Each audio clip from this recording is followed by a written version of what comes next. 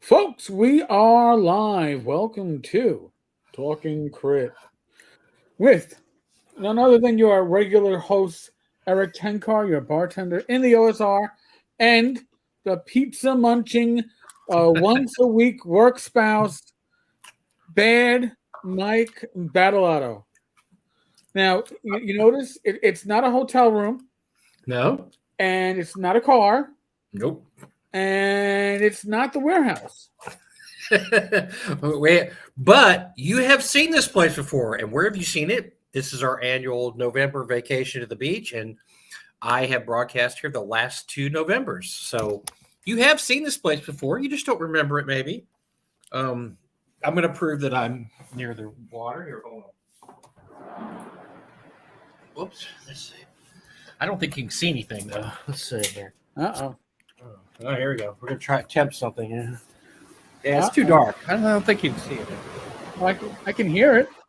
Yeah, you hear that? Well, I mean, you could throw a baseball and hit the water there. I wish I could show you more. It's full moon, but there's clouds out. But it's beautiful here. Very cool. Yes, we've been here the last year. So you faithful viewers that have been with us a while have seen this place. You just don't remember it, maybe. So yes, I'm very excited to be not in a car, a hotel room, taxi, bus, airport. Where else could I have been? Public restroom. Yeah. Oh no.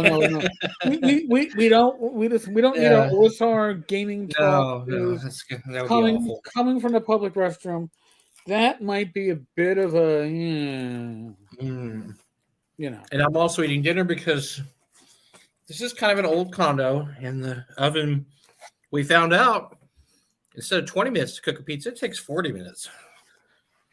Because it's going to be twice as good, Michael. It's going to be twice as good. I don't know why it took so long. Anyway, but yeah, we're ready to roll.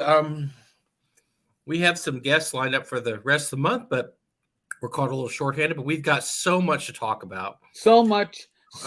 We did so much show prep you wouldn't believe. These shows just write themselves sometimes, because sometimes we both pop on. We haven't talked in a while, and we're like, have you seen everything that happened this week? And yeah. We're like, yep.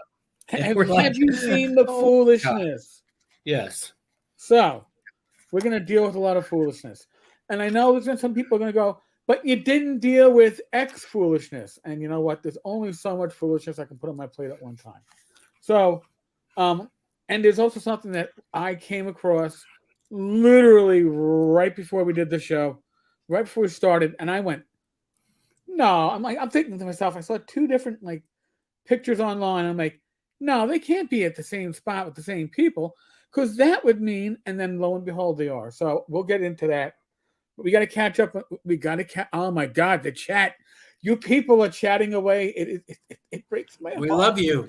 Thanks for showing up. Because I get overclamped because I can't keep up. It's just me and Eric. It's just Eric and I. I was getting lonely here with just me and my wife in the apartment here, so I get to talk to everybody. It's awesome. Yeah. So, more accusations and more of Jedian videos taken down, while Garibay proclaims himself a D&D pariah. All right. I don't have any much insight.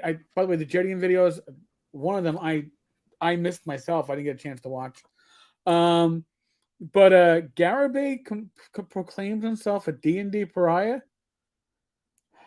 I think I need to follow up on that one. I think I need to find out more.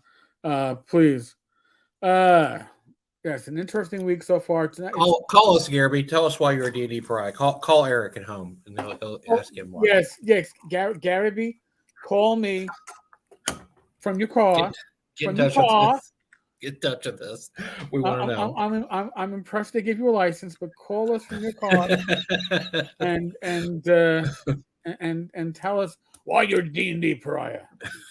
What is a Jedion? Jedion is Tabletop Taproom Tom. So go Tabletop Tap. By the way, I don't want to forget this. I'll probably pimp this again before we sign out. But at the bottom of the screen, rolling on the bottom of the screen is a simple link, tencarstavern.substack.com. And we've already got 59 subscribers. One more will make sense. This is where you get what I think is probably the best video I did in the prior week. We have other channels. It's like a network, a virtual network, Right. which includes Joe the Lawyer, Matt Jackson, Joe Block, your favorite, the Frenchman up in Canada. Rob Conley? Oh, what No, you said, Rob Conley? well, we're gonna get to Rob. Oh, Rob, come on, Rob, hurry up. We love. Rob's working on a video series, I believe, about sandboxing. I do That's going to believe. be good. This is the man that wrote Points of Light, which Yep. is one of the best sandbox publications ever published. So yeah, it's going to be good. Mike is going to be working on something when he gets back from vacation. Tabletop tap Yes. room Tom. He has a channel. We're adding Tom, oh my God. We're adding about a channel a week at this rate. This is your one-stop shop for kick-ass D&D Right. talk. All your RPG links, talk. and you'll get a newsletter sent every Sunday or Monday with updates. If there's no updates on a certain channel, we'll just leave the last entry they have up. But you get some really good stuff up there, and people like Joe the Lawyer and Matt Jackson have a little unofficial contest over who gets to 1,000 subscribers first. I don't know. What's at stake here, though? What's at stake is a steak dinner, apparently. So I think that. Ooh. I like it when there's steaks. That sounds like steak. I love it when there's steaks. I'm guessing that would probably be a prize that would have to get paid off the next ShireCon, or whichever ShireCon follows when one of them hits 1,000 subs. You should have worked yourself in there. Said no matter who wins, I get a steak dinner too. No. It's okay. It's not so big a deal for me, eh? Never know what streams without topics we'll cover. You know what?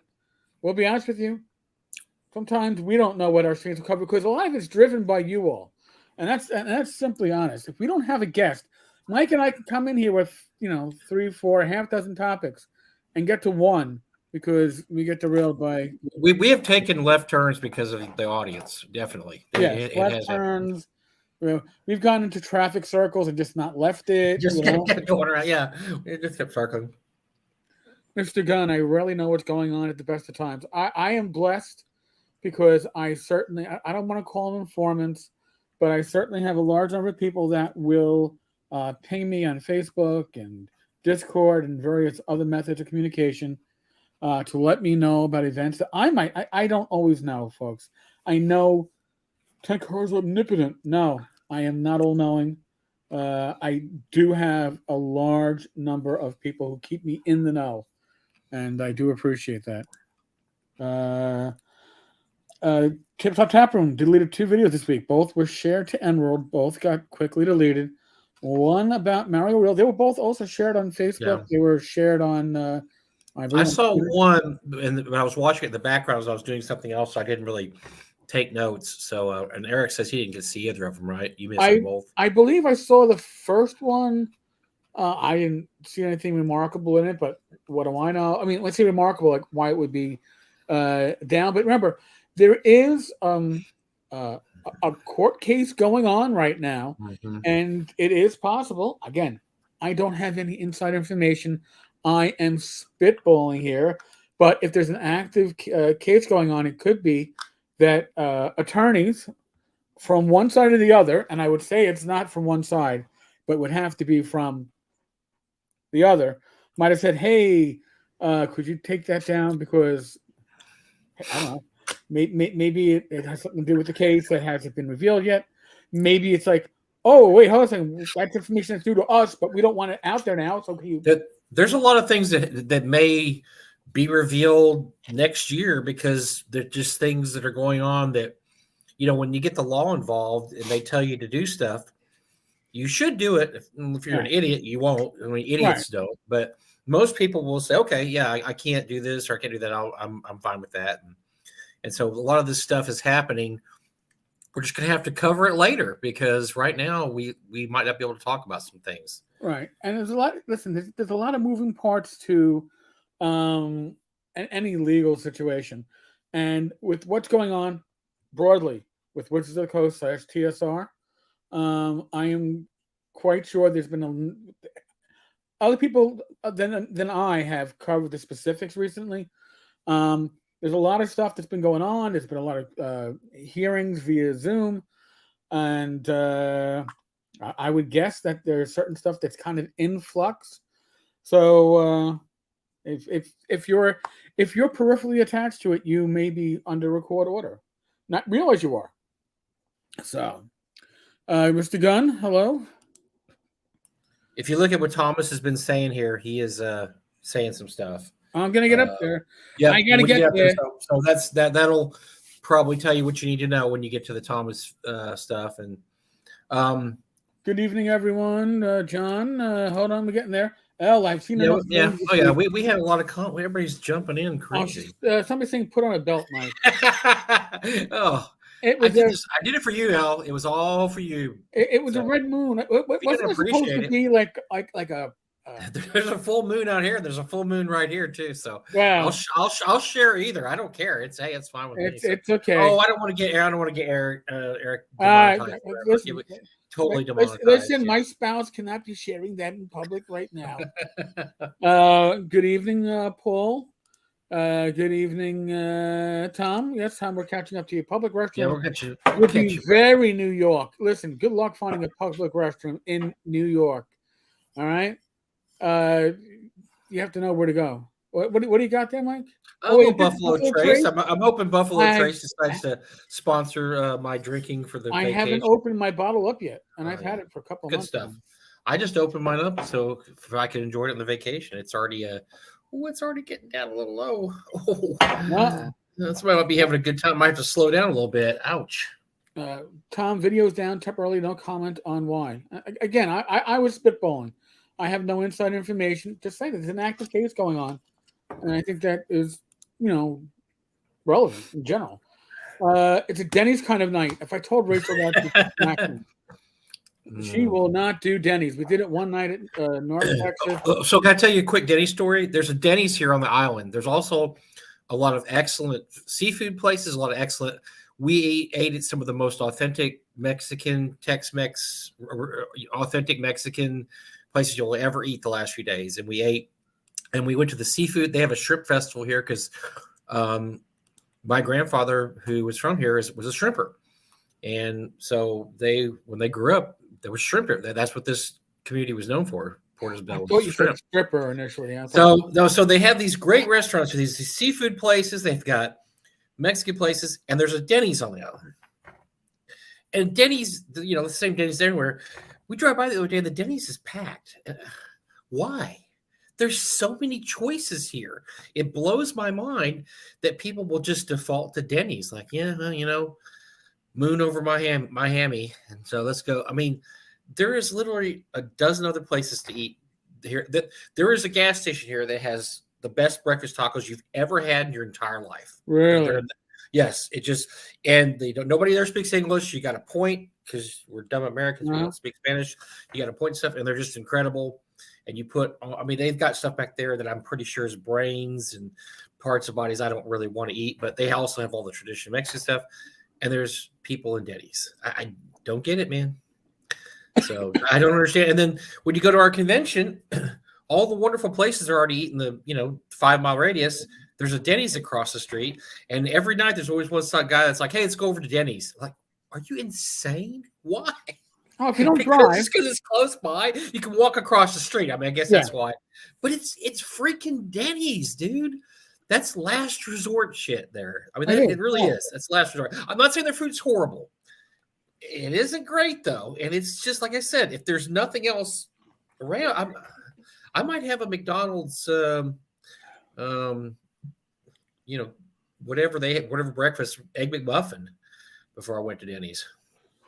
So anyway, that's my Denny's rant. There's a Denny's on South Padre Island, and there's a lot of people there, and I have no idea why, with all the good food there is here. So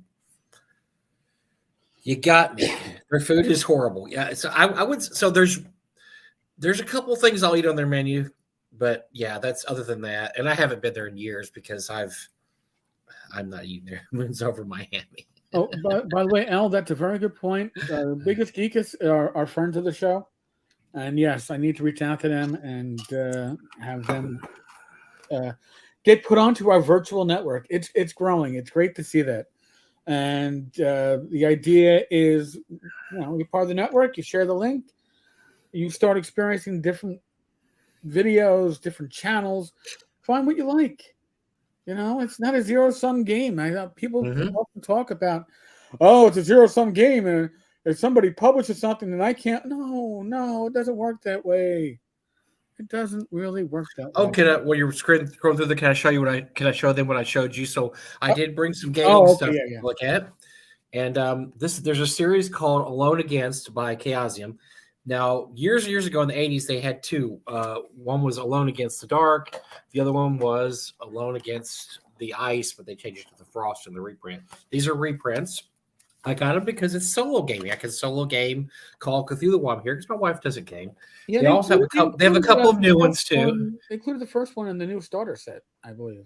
Yeah, I think that's this one right here. I got that too. Alone Against the Flames. Yeah. This is the free one.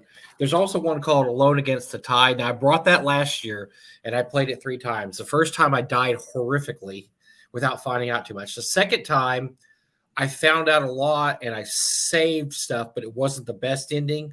So I was real careful on the third time I went through it, and I think I finished it pretty close to what the best was. Not the absolute best, but pretty close.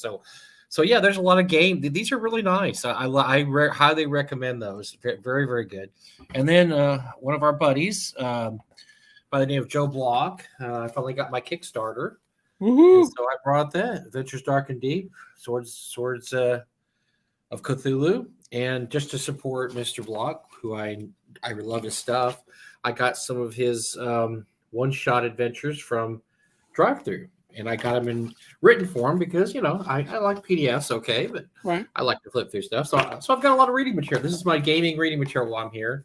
I also brought Greg Gillespie's Dwarrow Deep because I'm planning on doing a Dwarrow Deep campaign next year. So I'm going to it's so giant. It's such a gigantic publication. You just kind of got to go through it in pieces. So I'm going to go through a lot of that. So I've got some gaming stuff here. I don't get a chance to read too much during the regular year. So I'm going to try to read that. So everybody's talking about Denny's. Stop talking about Denny's. Okay, well, and it's talking about Garibay. Apparently, Garibay's latest was commented on by Unscripted and Unchained. The comments were fun. Somebody else that I got get a chance to speak to and see if they want to add their channel to our virtual network. Definitely. Emerald didn't take down the same things from the big new TSR thread. There's multiple TSR threads on. Well, the one thing too you got to remember about N-World. I believe it's based in the UK, correct, Eric? Or yeah, I know that it's based in Morris the UK. Morris is in the UK. There's a lot of different rules about things in the UK. They can do things we can't do here. Let's put it that way. So basically, there was an issue a number of years ago when was it the FCC, Federal Communications Commission, put out a ruling when it came to social media, blogs, forums, and affiliate links. And basically, they said you've got to reveal your affiliate links. Not a big deal. But the thing is, people on N-World were not, which wouldn't be an issue because it's UK. But these were American posters linking to American accounts. One of them was a very large, a personality that was fairly large in the gaming community, and I'm sure was making good income from his affiliate accounts. And I never understood. I was always, telling people, I use affiliate links. If you use them, you help support the blog, you help support me, what I do. I appreciate it. It's great. Thank you. Why you would hide it, I don't know. I never understood that, but some people are afraid. It makes you feel like they felt like they were guilty, but there's nothing to feel guilty about. Just to reveal it, and then you're not, You're using an affiliate link. You might not want to support me. It's like if you're sleeping with a woman you met and you try to hide it because you're guilty of it. Just tell everybody, look, I met this great girl and we're together, and that way. That's the same thing. That's a terrible analogy. Terrible analogy. Yeah, it's a horrible analogy. Mm-hmm. Yeah. Well. But yeah, Eric called this person out, and ever since then he's been on what I like to call the S list of oh my god of said person. No, He's not. They're not. They're not buddies. They're not well, friends anymore. yeah. Well, Sad. well, actually, I shouldn't even say that. It's gotten a bit more neutral. There's been some neutral, like not direct communications, but neutral statements, and that's fine. But I think for me, the final straw when they refer to a good buddy of theirs, Gareth Barker, as an icon in the industry, and I was like, an icon for what? Fraud? And it's not even allegedly the Kickstarter. The Kickstarter is going to be. I'm going to look at my watch because it's got to be dramatic, right? Oh my God, it's going to be 11 years late come December. Oh my God! Can you believe it? Rachel and I on Saturday celebrated our 11th wedding anniversary, and that tells you how I can track this Kickstarter by my years of marriage. That's Jeez. fucking strange. That's always a rough. Yeah, it's a rough one, man. That's a rough one. No, D&D players are communists. Shona blocked me for no reason. I don't even. Who the hell is Shona? Is it who's the suck ups that cover stuff that we always laugh at because they don't really know what they're talking about. And they've got a huge audience, and I can't remember. I'll let me think on it for a second. Hold on. Okay, you think I'll keep. I just wonder. I wonder if they've ever had a follow up because they were smooching on new TSR for. Wait. Are these the guys with like tens of thousands of subscribers? Yeah, and they're just. And I watched the videos, and they were ridiculous because they had no clue what they were talking about. It was just the most superficial surface. They're the original publishers of Dungeons and Dragons. It was Clownfish. Clownfish. Do those clowns still cover any new TSR? Was that just 2 or 3 posts because they were trying to get everybody all stirred up, and then they forgot about it? Yeah, it was good clickbait, and then the clickbait it left. They love themselves from Lanasa for a short period of time. I just threw it out there because I don't pay attention to them, so I don't know if they ever did a follow up the last 2 or 3 months. Probably not because he's a hard man to reach now. So he's got things going on. So he's got important things on his plate, like the plate at Denny's. Mr. Gunn, when I said Denny's, I was responding to Bad Mike's moons over my hammy. In other words, his crack was going. It was a bad joke, and now worse since I explained it. It's still good. No, it's good. Good stuff. Tom fell in love with his wife at Denny's. God, I know. Now there you go. So I met my wife at a place of employment, and we both worked there for a couple of years, knowing each other. So we have a soft spot for that place of employment, but we don't. It's not like we have our anniversaries there or anything. So they know Denny's is safe. There are so many great places to eat, but people choose the safest one. When you say safe, I've had. Not saying I've had. I don't have. Never got food poisoning. But I've certainly had the I should not have eaten that greasy shit moment. But we live in the most wondrous time, Eric. It's a time when there's this thing called Yelp, and I found Yelp is remarkably good for spotting good and bad places. They just they have so many people comment. I actually have a secret identity on Yelp. I've done over 100 reviews on Yelp. I'm not going to tell you what it is, but I go and I'm pretty strict. I mean I have certain things I look for. If I don't get those things, they get a bad rating. And I've actually been contacted by the place of business and offered gift certificates to come back and eat there again because I don't want to say I'm that erudite, but I do point out this happened. That's why I don't like it. And they're like, hey, please come back. And so that's kind of cool. And then I've had other times where I've said, this is like a great place. They've actually replied to me and said, hey, well, we appreciate your review. But Yelp is pretty good. And so well, I'll give you an example. So there's this little place in the island called Chilito Pekin. I can't pronounce this in Spanish. It's a hole in the wall. It's a little, you walk in, there's 2 tables to your left, 2 tables to your right, 2 booths over here, 2 or 3 booths. No, 3 booths.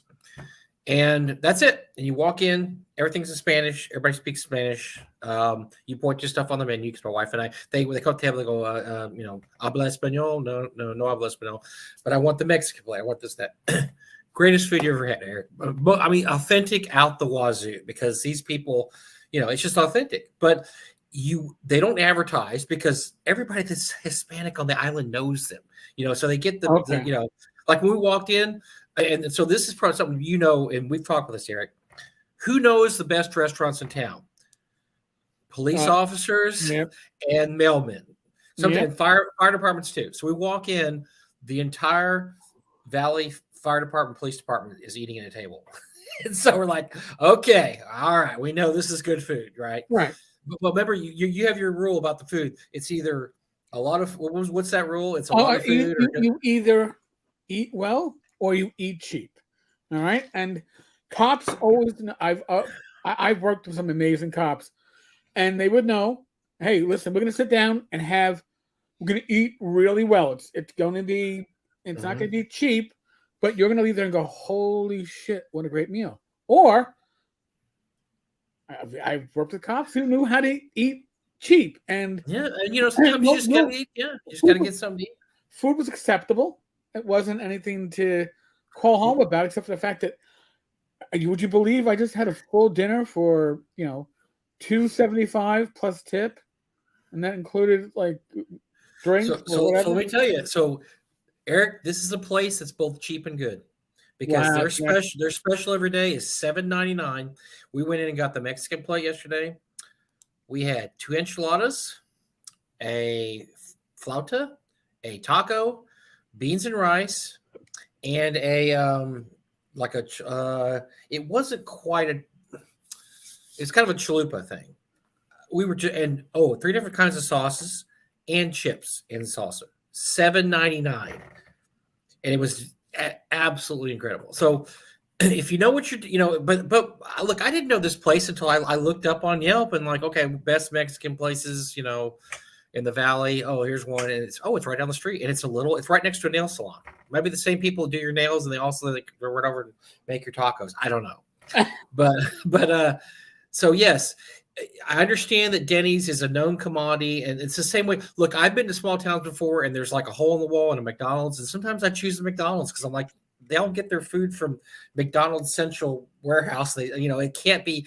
I probably won't get food poisoning eating at McDonald's, but I don't know about this hole in the wall. It could be great, but that's what storytellers saying. I don't mean safe, like you're not going to get sick. But nowadays, you have this little device in your pocket. It's a computer that has all the world's knowledge on there. Look up reviews and see what they say. But it'll tell you. You got to be able to differentiate between the fake reviews and the real reviews. You do. There's a little bit, but you look up hole in the wall restaurant in little town, 5 stars, 180 reviews. Okay, it's probably good. Legit. All right, it's probably good. 3 stars, and one of them's got the same last name as the guy. Yeah, that's a little sketchy. So yes, but make an effort to go out there and have some, and try a mom and pop and have something new. And believe me, you will be surprised sometime. There's just some great stuff. Work with that. We're half an hour into the show. They're already kicking me in the nads. I'm already getting kicked in the nuts. They waited till the last 5 minutes last week to kick me in the nuts, and now it's like it's just open season on nut kicking. So. Nut kicking for goodness. So I figure we'll take a short intermission to dive into something completely different. Oh yes, completely new. Yes, so for those that have been following me before this channel existed, before I started doing things like Anchor, when it was just a blog, one of my early. But by the way, I want to say this is how long I've known Eric. I followed Eric when he had a cop blog. Oh my God! You remember that when you had stories about, hey, this is like life on the streets. So sometimes when Eric tells a story now, I heard that story 5 times. The first time I heard it was like 15 years ago. Yeah, His blog. So yes, Eric has been doing this a long time. But this is different. This isn't a cop. Right. This is different. So this is somebody. Well, I'm going to describe first before I name them because they are kind of like Candyman. They've come onto the live stream already. So I knew there was a new scam going on. But now, all right. I shouldn't say scam, but a new scam. And anyway, because I can't find any other word that fits the description. So it seemed like it was so sincere at the time, though. It was just so sincere. So this is this individual who ran so many Kickstarters that they didn't know what to do. Oh boy, and I think I know. They are probably reason number 1A why Kickstarter requires you to fulfill your Kickstarters before moving on to the next one until you prove yourself. best known, I am sure, for the Knights of the Dinner Table live action series, Oh no! but I think I know who also this worked is. with Larry Elmore on the Snarf Quest Kickstarter. I actually, believe it or not, if you check my blog, you'll find an early entry where I talk highly of this individual being a Kickstarter manager. Mm. Ooh. Listen, I will admit my mistakes. That was certainly one of them.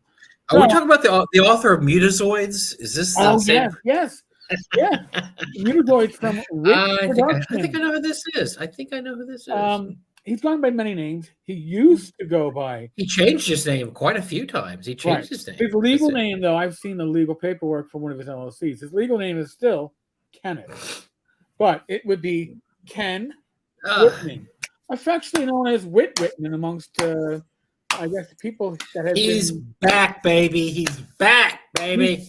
He's back, but it's a twofer. It's a twofer, and that's what makes this one special, because it takes a special kind of twofer, and it took, honest to God, folks, just to let you know, it took a few days. It took until I saw these two websites. One was Community Film Collaborative.squarespace.com or some shit like that, and it's a nonprofit. I don't know if it's officially a nonprofit. I haven't looked it up. Well, that's good then. Nonprofit. Okay, good. It's a nonprofit where Kenny is, or Kenny Whitman. Sorry, not Kenny. Whitman is taking the youths of two Kentucky counties under his wing and showing them the ropes and getting them involved in film and getting their first hours in behind the camera, in front of the camera, wherever. And then he has a for-profit, Little Monsters Entertainment, or Little Monster Entertainment, because that's how the website is spelled. So Kenny's a little confused as to how he himself should be spelling this.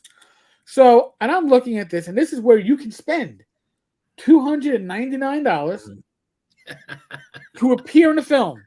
Right? You have to pay to appear in the film. You have to pay to appear in the film. film. That's weird, because I thought that they would pay you to be in a movie, but I guess this is a nonprofit, so they don't have any money. No. This is not. This is the for-profit. No. This is not the Film Collaborative. Okay, interesting. This is Little Monster, or the website is Monster. The LLC says Monster, but he says Monsters a lot because his old company was Monsters, and I think he killed the one to start the other.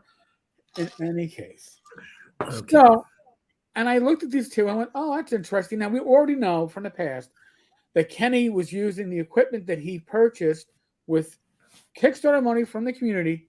Oh boy. I got in trouble for this one, folks, so I'm going to fall on the sword again. I got in trouble for kink shaming Kenny because he was doing yeah, we had to look up what kink shaming was. Like, I was like, I'm kink shaming. Oh, and we were kink shaming. So he was using how dare you, sir? The dinner table equipment for that and other filming that he was doing, likely at the same time, like I'm assuming for Castles Crusade and Traveler. So now I looked at pictures from these two websites, and I was saying to myself after a couple of days, something in my brain's going, you know what, you gotta go back and look at those. And I did. And then I went, holy shit. It's the same people in the same chairs at the same location. So the top is from the for-profit, and this guy is wearing the same Star Wars jacket that he's wearing down here in the lower left. And this guy in the black tank top in the middle of the screen is the same guy on the right. It's the same furniture. Oh boy. So he is taking photos of the same event and billing it or showing it to be two different companies, a for-profit and a not-for-profit. I am not saying that there's an intermingling of funds, people, equipment, businesses. I don't know. But it is certainly something. If I was, I don't know, in charge of nonprofits for the state of Kentucky, I would find this very interesting because there seems I'm guessing that the kids, sorry, the teens are appearing in these movies that Kenny is making and billing people for profit. He's mixing this stuff up. That's my assumption. I might be wrong. Kenny, you're welcome to come on and prove me wrong. By the way, I said prove me. Don't just say I'm wrong. Prove me wrong. There's a difference. Now, by the way, Kenny's the same one who told me that the FBI was going to be waiting for me to come home on my doorstep because of my coverage of him. He threatened that a couple of times. Threatened he was going to sue me. Remember when he got you mixed up with Ernie, and he thought you were Ernie, and he thought it was Ernie. I know that was funny. He put out a social media call to find my real name. I know. He lives in Lake Geneva. He lives in Lake Geneva somewhere. And we're like, he thinks you're Ernie. Yeah. So. Yeah, so a few months ago he popped on and said, "Hey, I'm back," and he had this little video where he said, "I'm a different man now. I'm reformed, and I feel so." And all those things that people said about me, they're all lies. And I would love to come on the show with Eric and Mike and you guys, and we'll talk about it, and we'll explain why that's all fake and lies. And so, look, we didn't shut the door completely. We said, Eric and I talked about it. We said, look, show us what you're doing something. We're not just going to have you on the show so you can sit there and tell about, whatever pimp, what product you have. And then we're, when you're not going to answer any questions about all the stuff that, all the dozens of other things you did. And so I guess he's done something, right? He said, oh, Mike and Eric said to do something. So I'm doing something now. I'm doing something. I'm making. This is probably what he was going to pimp to us, this project, which sounds shaky at best. But now this sleazy at worst. It's his Kickstarters were never fulfilled. The one that he started to fulfill was the pencil dice, because Marcus, God rest his soul, actually bought Ken a pencil stamper embosser, I guess, and what Ken was doing to give a number of fulfillments that was large, but he didn't fulfill an order that the orders are made. He didn't fulfill an order of largest orders first. No, he fulfilled an order of, you ordered a pencil? I can crank out 10 pencils in a day, and I can close out 10 orders by putting them into an envelope. You could make a call right now, Eric, and have 1,000 pencils at your house tomorrow with anything on it you wanted to.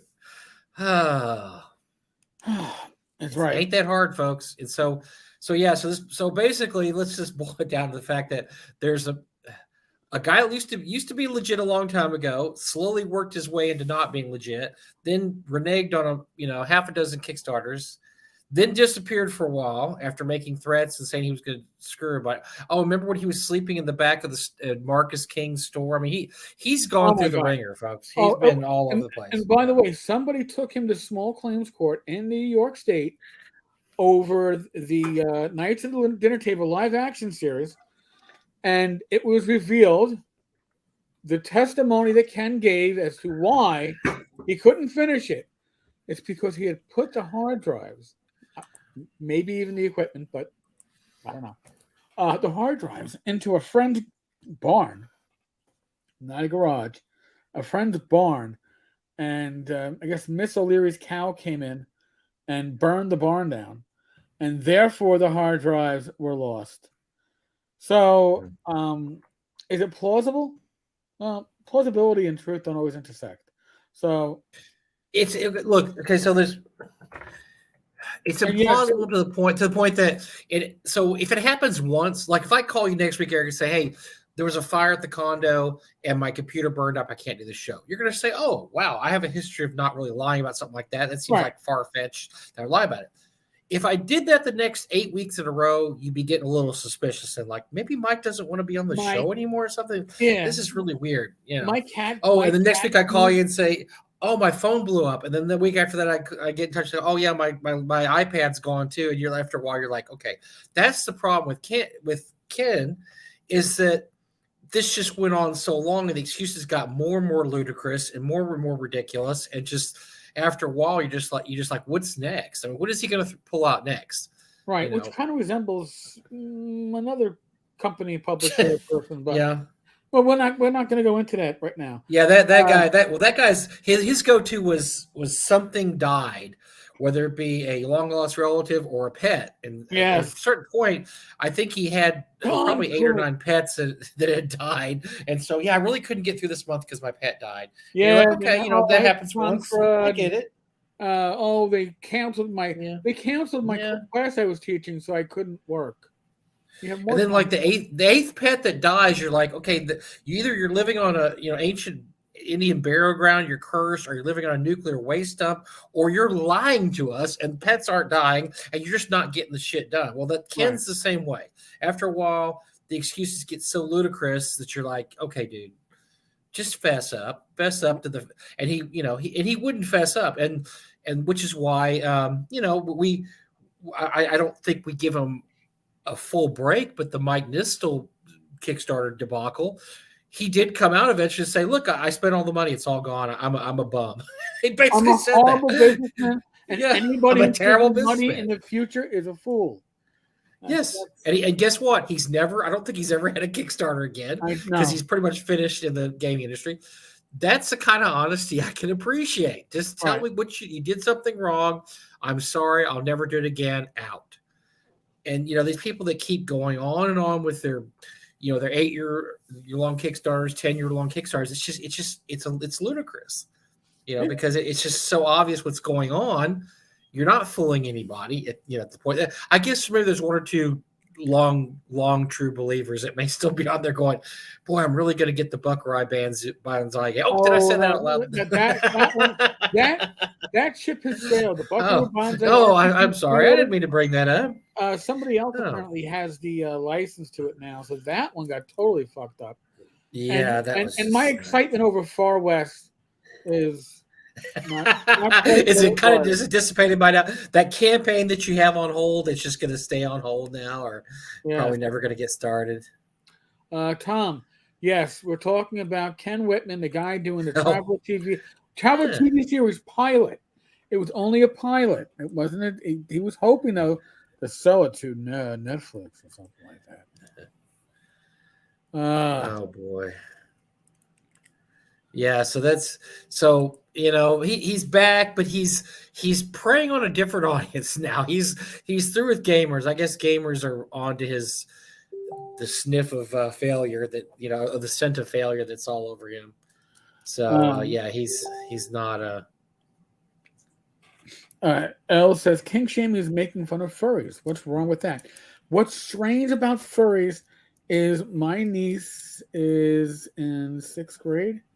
And they call each other furries as an insult, and they kind of sort of know what it is. They even she got in trouble for leaving "You're a furry" in a girl's desk, and the girl went, "I'm a fuzzy," and she's like, "No, you're a furry." And he goes like, "What's a furry?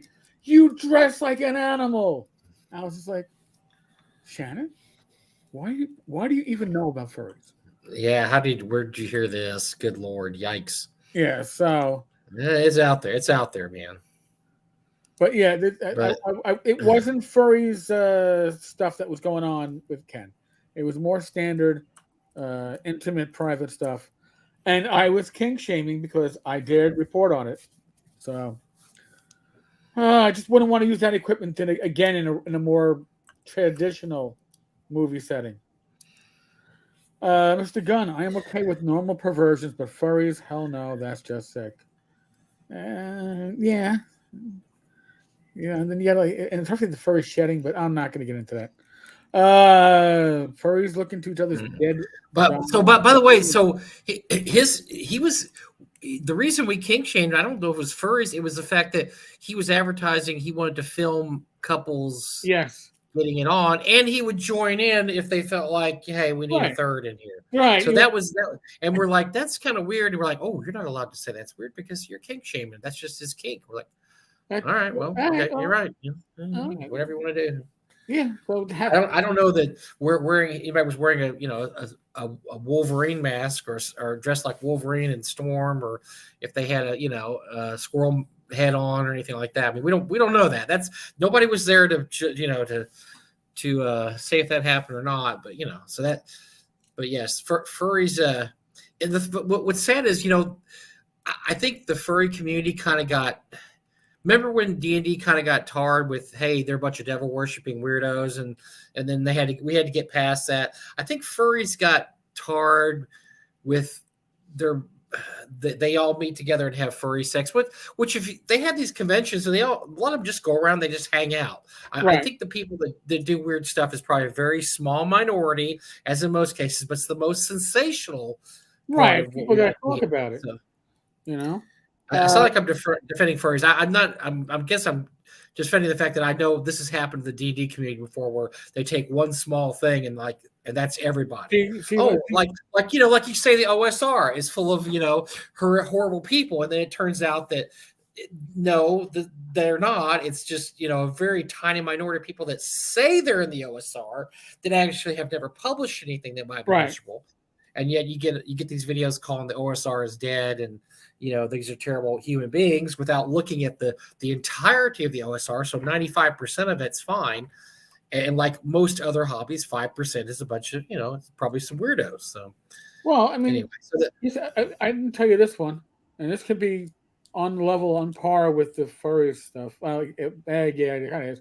So end of last week, I'm not going to say the person's name, but I get a PM from somebody that I know well enough, and they say, "Hey, Satine is making new videos." I'm like, "Huh?" And I look, and it's not a Satine video. It is, however, a porn video with D&D cosplayers, which I was very confused and didn't know whether I should be laughing at the ears or yeah. Okay, we're gonna have to back it up. Back it up. I'm not telling you who it was that sent it to me, because I'm not going to. Okay, no, not that. I'm going to make you tell me offline. No, I'm just kidding. No, so she was in it, or was she directing it, or just it was somebody wearing ears like her. Oh, but she had no. No. Okay, get me to look. I would say that is a horrible career move to go back to. No, that. It was a horrific career move. No, definitely not. Yeah, that would be a desperate career move that I wouldn't suspect she'd have to go back to, but that would be okay. So that was just somebody else doing a parody of her. Okay, I got you. Well, not a bad parody of her, just a parody of D&D players in general. I got you. Okay. And it's one of those times when you're actually watching material like that, and you go to yourself, I'm actually more interested in what they're saying, and for like authenticity. And it's like, the women have like no accent, but the men have very deep Eastern European accent, like Russian. I always play with European guys that have deep accents. I was like, okay. I'm like, all right. If this came out when I was a kid, the Satanic Panic would have been real. That's all I would say. Matt, are you wait, hold on. You're trying to tell me that every D&D session doesn't break down into just some hot weird. No. Okay. All right. Unless speaking the guys. I mean, mine don't. I thought maybe yours did, but no. And even when we have 5 straight guys at mine, so 5 straight guys, that would be weird, So maybe not, or maybe not. I don't know. But, I did have a player who wanted to role play, trying to pick up the serving wench. I'd be like, I'm not. I had that once. And I shut that down. Oh God. We're just going to roll dice, and we're going to move on for 8 hours. That was one of my online games. We had somebody who we were playing Keep on the Borderlands, and there was a female guard, and they were like a bard, of course, and they wanted to get in good with the city guard. So they started flirting with the head of the city guard, and so we played this. This kept going along during the campaign, going along, and finally the time came for them to consummate. And I just skipped it. I said, "Okay, you meet her in the bar, and next morning, aren't we gonna No, we're not. No, we're not doing anything.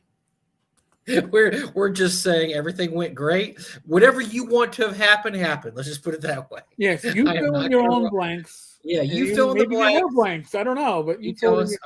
You tell me, is she smiling the next morning to breakfast, or is she frowning? Or did she stomp out wearing with her clothes? I'm not going to have anything to do with this. You tell me what's going on.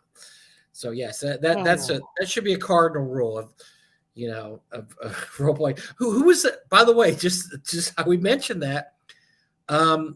We're laughing, but there was a DM that got in trouble for that on an online broadcast, and he is no longer, I don't think, doing anything in the community because he had a very explicit encounter with one of his portrait device or whatever it was.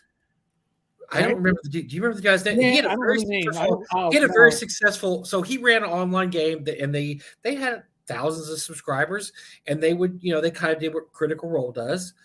And it was a science fiction game, and he was acting weird apparently. And one of the female players, he put her through some really intense stuff. Yeah. And so she felt very uncomfortable and was very upset afterwards. Excuse me. Very upset afterwards. And she went public with it.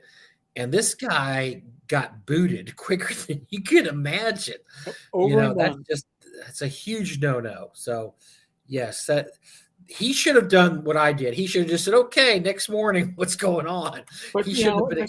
You're playing it for the chalk. We're gonna get viewers. I'm gonna make an extra $60 or whatever he was making up there. Who knows? Yeah, whatever he was getting. I think he wanted to push the envelope, and he didn't take her feelings into account, and I guess she didn't play the X card. I mean, I don't know.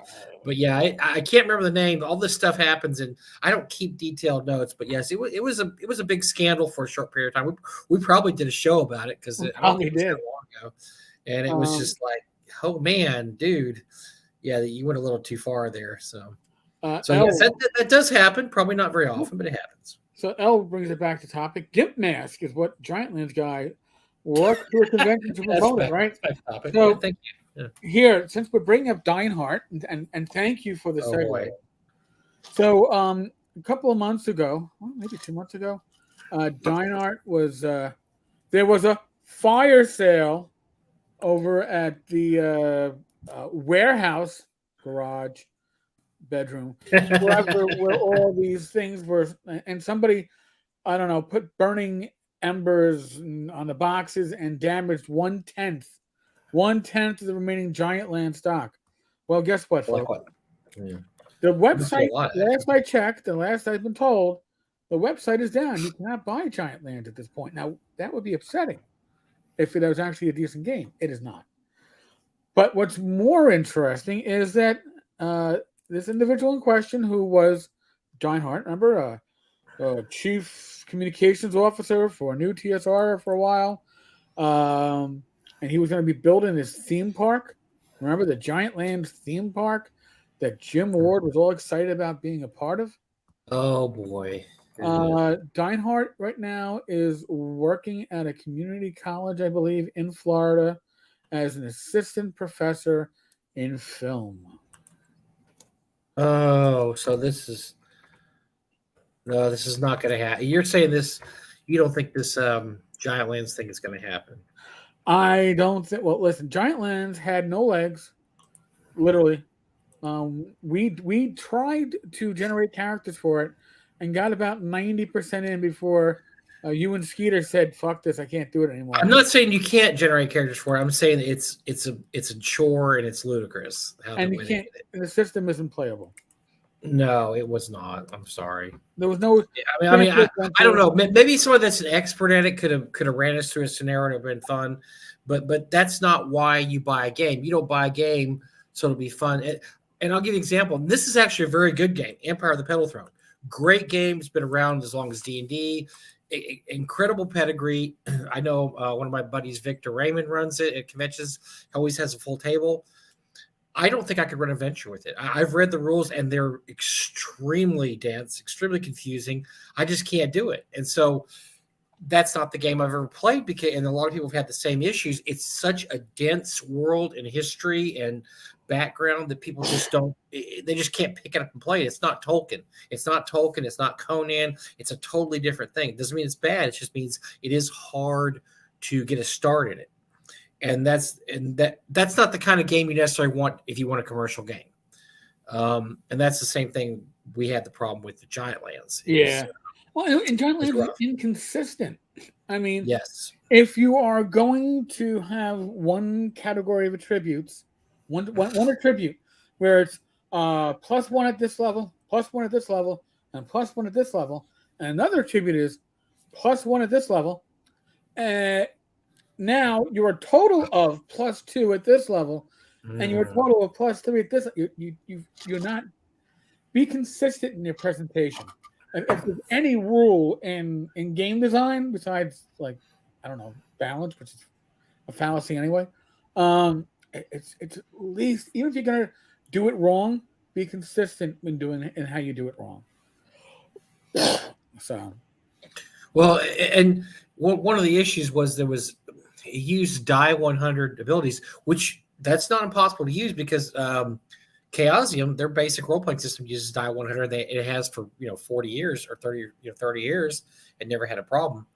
But like you said, it was so inconsistent the way it did, and you could get scores over 100, and it was weird. It went on. There was all these different exceptions to the rules, or you could do this, and it was all over the place. I didn't understand it. I couldn't understand it.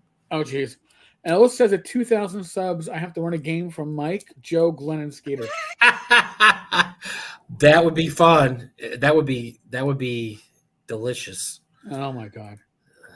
I'm not saying. I'll think of something. I'm not saying. I'm just. And yes, I do have the Giant Lands box. I have the box. Oh, as long as it's not giant. No, you can't run a giant. I don't want to play a Giant Lands game. It was no. Roanoke character was just. It was like pulling teeth. It was awesome. It was awesomely terrible. It was awesome, terrible. Yeah. Traveler could work as a Netflix series. Matt, you know what? You're probably right if it had a real script. I do not believe that there was anything that resembled a script that was put together by Kenny. Just like the Castles and Crusades stuff. Now, that being said, my understanding is Mark Miller really likes Kenny and therefore was happy with whatever he got. I don't think there's any complaints. So, I don't know. You got to remember too, Ken has an 18 charisma. Let's just put it that way. He does. The man does. He's just everybody that runs into him in person likes him. Some people love him. He has the ability to, make you feel good. I mean, Marcus King said he owed his life to him. I mean, he has a great, he has one of those personalities that, that con men wish they had because he ingratiates himself to people really well. And so, I mean, look at the people he took in. I mean, Jolly and that whole gang, and then just a lot of people that you wouldn't think would be fooled by something like that. But he has a 18 charisma. He's able to get these people. And if you were here the night that he popped on our show, he didn't say anything objectionable. No. I mean, can you imagine Lanasa trying to act like him? Hell no. It'd be impossible. And he emailed me his cell phone number. So he's trying. I'm not looking, but he's trying. Yep. Adam Cobell, thank you, El. Yeah, I just found the article too. I'd forgotten they canceled the whole show, which was a highly rated show because of his actions. And yeah, it went to it was long. There was a lot of details here. By the way, all the videos of that action thing are no longer available. So he wrote Dungeon World. Okay. Yeah. Dungeon World was pretty popular for a while. I think after that it died. This happened in 2020. This happened in 2020. Wasn't he also involved in Kickstarter? Wasn't he also like a big? Yeah, I can't remember, but he did Dungeon World, which was very popular. And actually, he was doing. I didn't even realize this. He was doing a Stars Without Number game. He was kind of one of those guys that jumped on the whole trend of, I'm going to run an online campaign. You get to watch all these cool people, act out characters. And he just thought it would be a kick-ass thing to act out a sexual assault. So, not a good choice. And so I don't know what he's doing. The article I found was 2 years ago. I have no clue what he's up to now. I can't find a damn pot. So that was kind of a career screeching halt with that one. Yep. So yeah, Mr. Gunn, so yeah. yeah, don't do that. Just try not to do stuff like that. If you're doing it in your home game, just roll right past it and just say, "Yeah, this happened. Yeah, Mr. This Gunn, just Giantland happened." is the RPG where you were to wear masks. Although the box set did not Mhm. include masks. You would think that if you were supposed to wear masks and a costume, preferably, you'd at least have a basic mask included. Which but no. Why would you do that? Why? Oh God. Cosplay light, yes. Spirit Keeper runs Giant Lands. Oh, L, I guess you've run it or read it.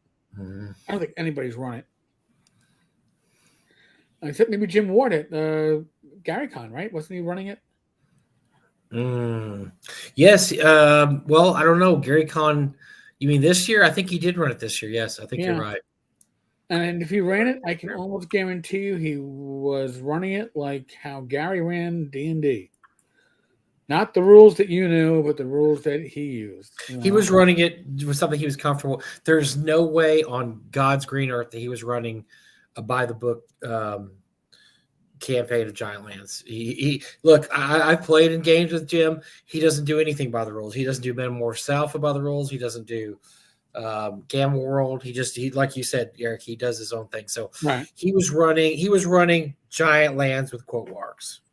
Okay. He was running. So there you go. Fugly, welcome. You can get home safe, by the way.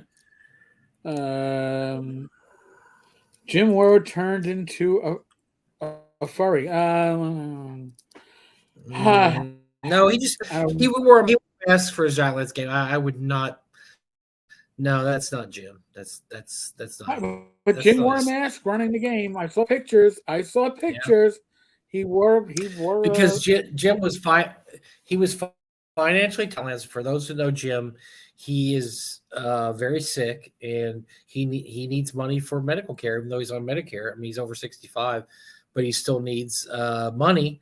And look, the guy will do he will do stuff for a paycheck, like a lot of us will, because he's got to eat. And so, maybe he did think this Giant Lands thing was going to blow up. If it did, he would be front and center, at the Giant Land.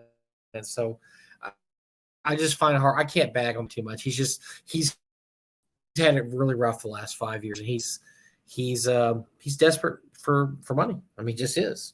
So if somebody offers you, hey, you want to co-run with me, and we might work someday. If we do, you're in line for a chunk of that change.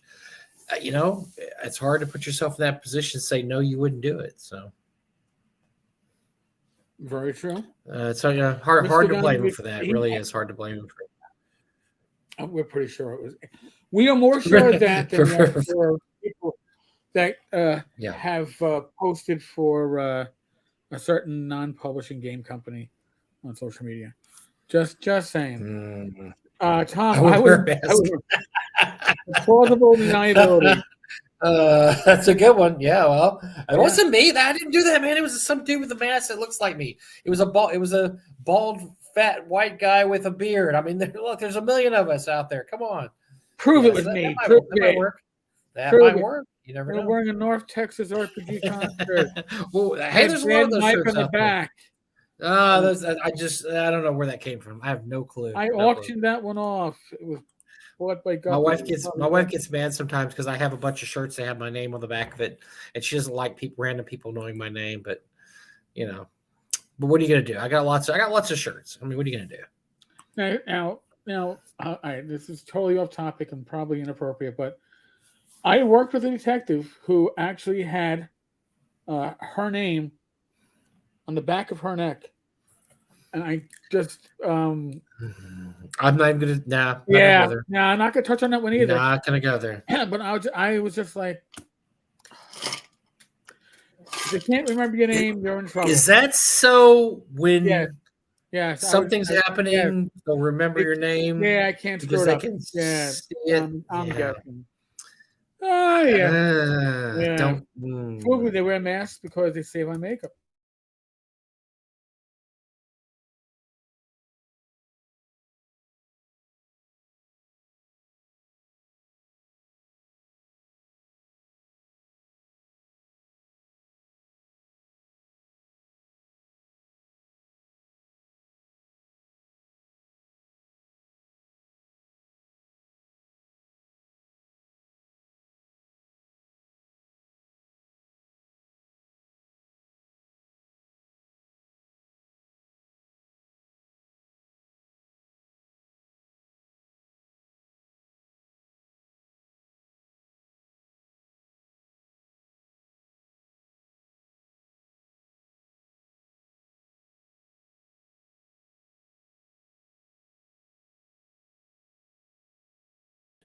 that he has to talk to his leader first and get permission to get that night off to be on our show. So he's going to let us know when he can pop on.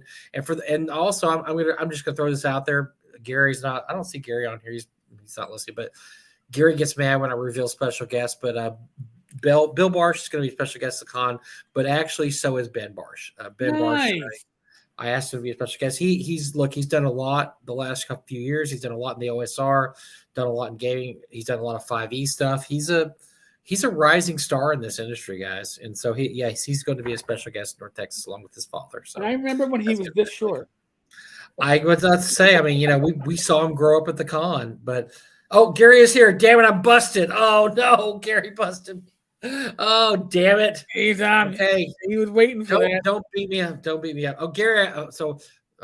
Gary will be by the way, Gary will be at Long Con this weekend with a whole host of weird and wacky special guest people.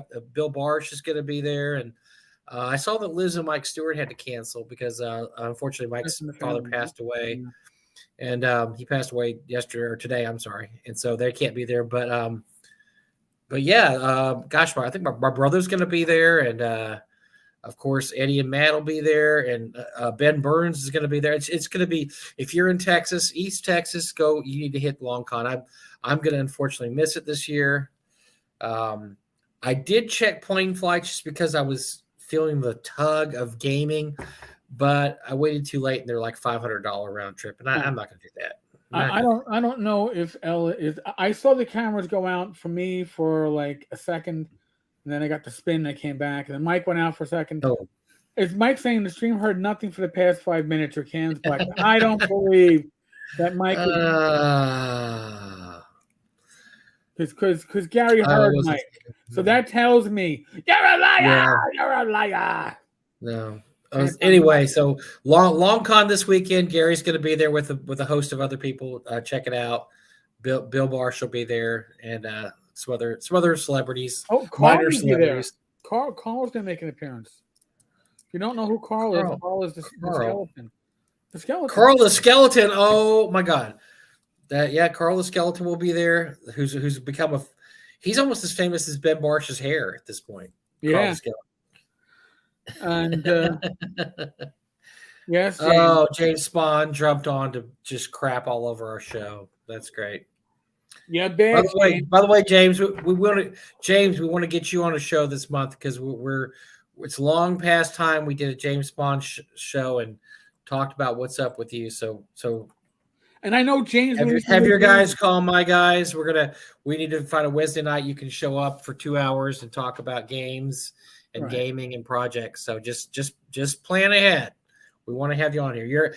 You're not allowed to insult me the whole time too. Just part of the time. Only wait till I get to the warehouse so I can pull out my B. Arthur Funko Pop. So I can't do anything here. I'm on vacation. I don't have any B. Arthur material to hit you with. So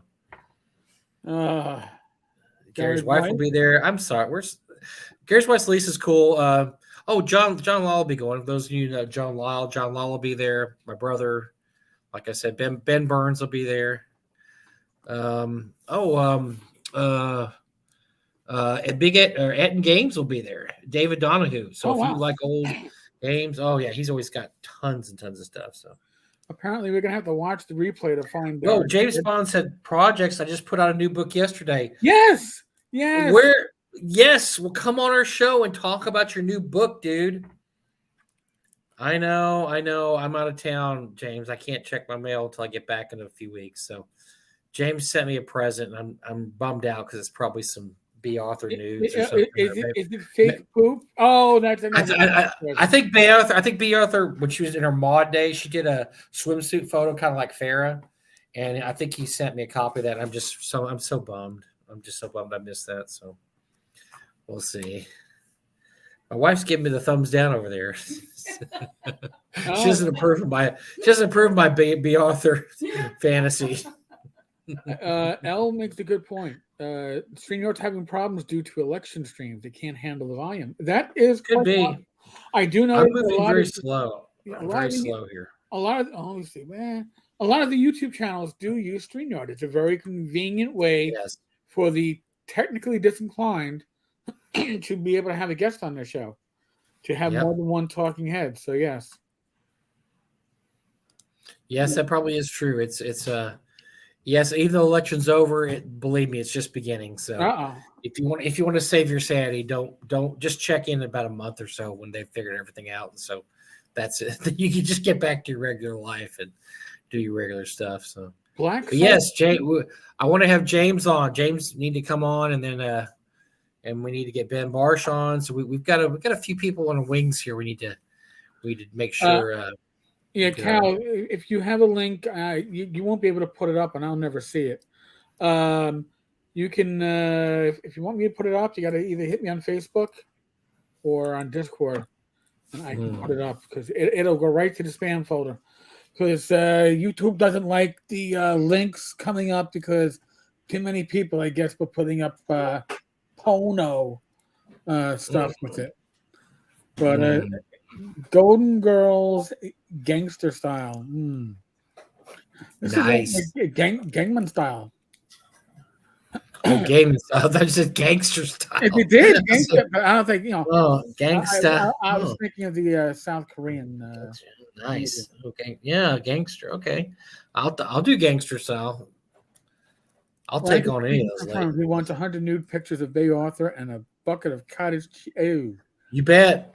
You bet, baby. Oh yeah. Yeah, the election isn't over until December. At this rate, you're probably right, Nick. Actually, it won't be. It won't be. There's going to be a runoff in Georgia. Oh dear. Yeah. Oh dear God. So we get to hear this horrible political bullshit. Oh, I can't stay away from I can't stay away long enough. Damn it! I have to be back before then. But I want to forget all this.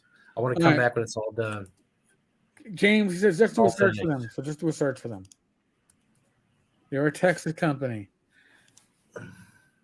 Airheads reference from L. All right, his plan to take over the world. Is it that, or is it from Pinky in the Brain? Same thing we do every week, Pinky. Try to take over the world. No, kids don't know that. That's actually old for kids now. I would not have picked Eric as an erudite K-pop aficionado. I am not. But, boy, I did, live the last 15, 20 years. I've seen it. God help me. And I'm not going to sing it because, Gangnam Style is not my forte. Oh, somebody bothered to actually. Look at this.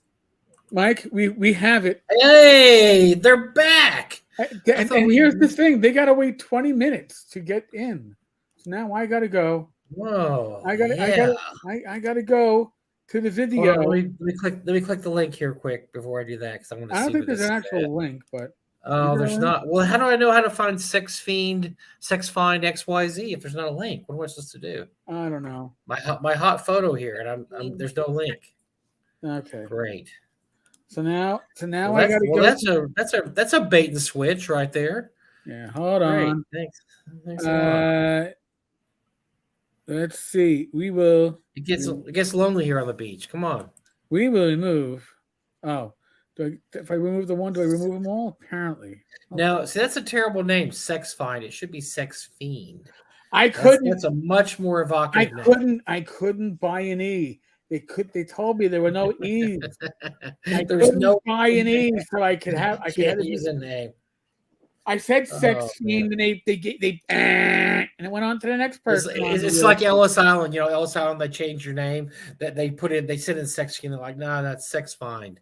No, wait, it's really a Sex Fiend. No, it's gonna be Sex Find. It's going to be. Sorry, dude. Sex Find's where you're at. Oh man. All right, what else? What else do we have? What else do we have? Let's get some gaming stuff going here. Hold on. Has TSR done some stupid? Not TSR. I'm sorry, WotC. TSR always does stupid. All they do is stupid. And do we have any WotC stupid lately?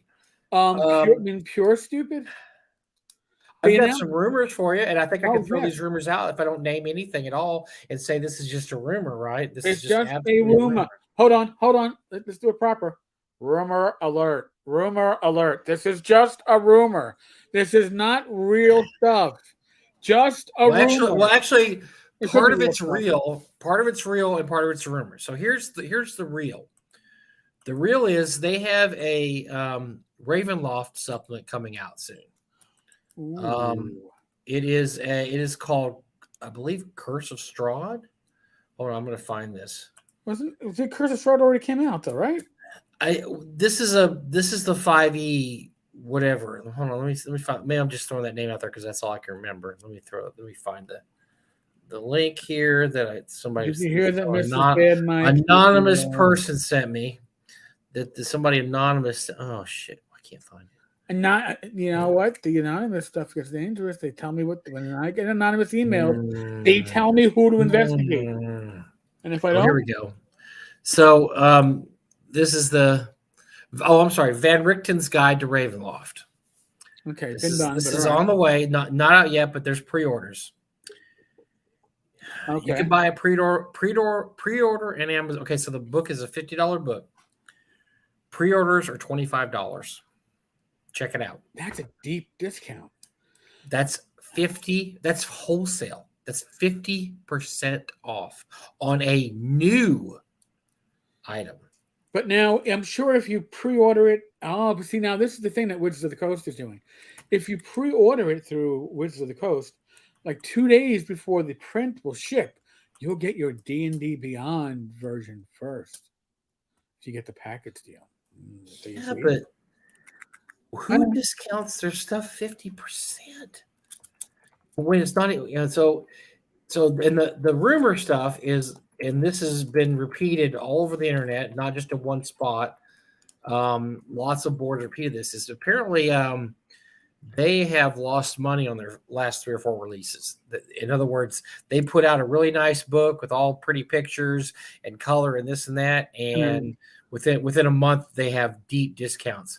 I tell you what, go check out what they're looking for the Spelljammer box set right now. I thought that was going to be a collectible, wasn't it? Well, they did have the box set with the alternate cover that everybody was going crazy about. It retailed for $100. You can get it for $46 right now if you want to. I feel like a chump because I bought it at the convention, ReaperCon. They discounted to $70, 30% off. And I always thought I had a deal there. And then I pop up Amazon the other day, $46 for the box set. Originally $70, so that's not. Yeah, originally $100. I'm looking at it right now. Okay, that's right, 70, and I got a 30% discount off 70. That's right. Right. Well, because here's the thing: if you buy 3, you get 3 for the price of 2.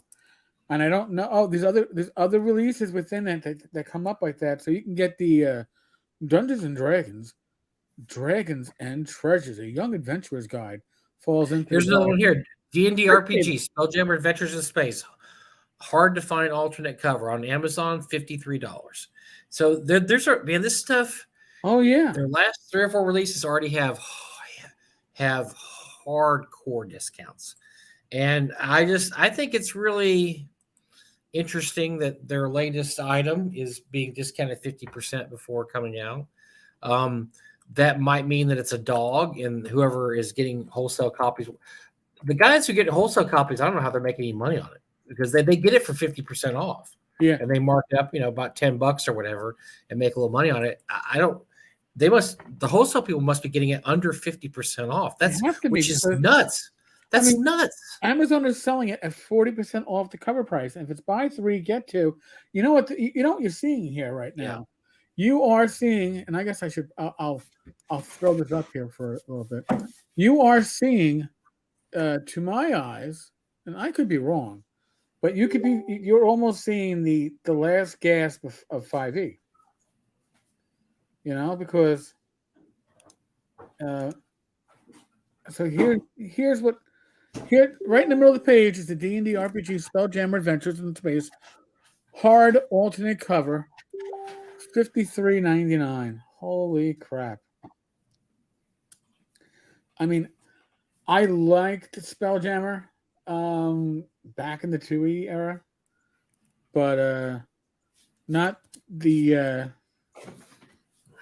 I'll never even open up. I bought it because I thought I was getting a deal. I thought, well, this is an alternate cover, and sometimes those are worth a lot. I got the Morton Cane's Book of Fiends alternate cover, and it's already gone up to like $150 or something. And guess what? That doesn't seem to be happening anymore. No, their alternate cover stuff is. Well, like I said, Mike. I mean, here's the thing. They've already announced 5e is dead, right? We're already kind of come one D&D 1. The one rule set to rule them all, and in the darkness bind them. We know about it's coming, but why would you want to buy 5e stuff? Oh, it'll still be compatible. It'll still be usable. Not what we're hearing. That's not what everybody's saying. Yeah, That's what they're saying. Your core books will not be compatible. Your other books may. I'm sure they'll be. Well, you got to do to use it. And by the way, yes, James did release Castic and Gothic role playing in the time of the Inquisition. 250 page standalone. Come on the show next week, James. Come on the show next week. We want to talk about this. Yeah, next week, James. We're reserving you. We're reserving you. We want to hear more about this. I don't know anything about it. I want to know everything about it. So try to make some time in the next week or the couple weeks. Sorry, I tried to open my Diet Coke can and the thing busted. So this may hurt me on air. If it does, you can see it. Oh no, I'm okay. Darn it. You guys missed. Oh, but we lost Mike anyway. Good going, Mike. I didn't kill my finger, but I killed my feed. All right. Well, as Mike finds a way to sign back in, I will catch up on the chat here. I watch. I see these are people I don't know. I watched part of Cole those vid. I wasn't impressed so far. Wizards of the Coast hates local game stores. They certainly do. Or I shouldn't say they hate them. They're indifferent to them. They're not part of their future plans. They aren't what they're going to need to market. The marketing is going to happen via their online store. You playing on their VTT. I can guarantee you their VTTs and have built-in advertising. And it's all going to be for Wizards of the Coast shit. Okay? Mike, did your Coke can kill your connection? I don't know what happened. I was beating on my Coke can. Next thing I know, it was off the air. So the gods of Coke cans didn't like me. No. So the cool thing about this is that so either right now they're dumping material, which that doesn't seem like I guess something you might have to. Look, they got a bunch of 5e projects in the hopper, and they have to get rid of them. It doesn't seem to be a very sound economical thing to do. No. If you're charging $50 for a book, and then before it even comes out, I can get it for half off. That just seems, I don't know. I don't know all the nuts and bolts of this. It doesn't look good. Let's put it that way. It right. Looks weird. It looks really, really weird. So it looks like for one D&D, if we're going to judge by what we're seeing now, Amazon is going to be selling the books at a deep discount, and then at a price closer, but still discounted, to full, you are going to get the physical version, and you'll get your 2-week early D&D Beyond version that you can then grab as a bundle. And I am sure when the VTT is ready, that bundle's going to include whatever tokens and other stuff that you need, like maps. It's all going to be an all-in-one. Well, have you seen the advertisements for the next big project from WotC, which is the Dragonlance? So you can pre-order today. Here's what the ad says. Physical and digital bundle includes physical book, DM screen, board game, and digital book on D&D Beyond.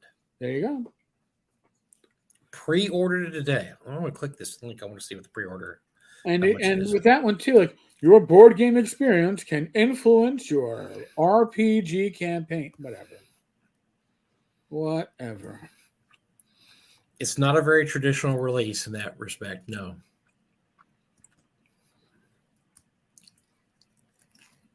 Mr. Gunn, I usually get tired watching Colville, and his last book was late and had a sticker for a misprinted page. Oh, boy. A bit disappointed. That sucks.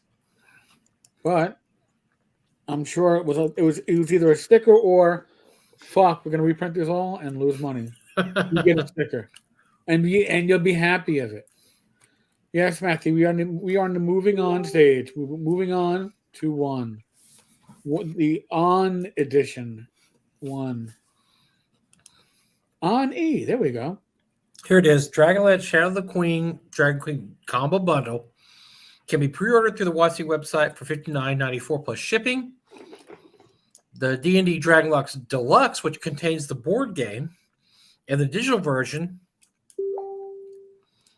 is $154 plus free shipping, US, UK, and France. Wow.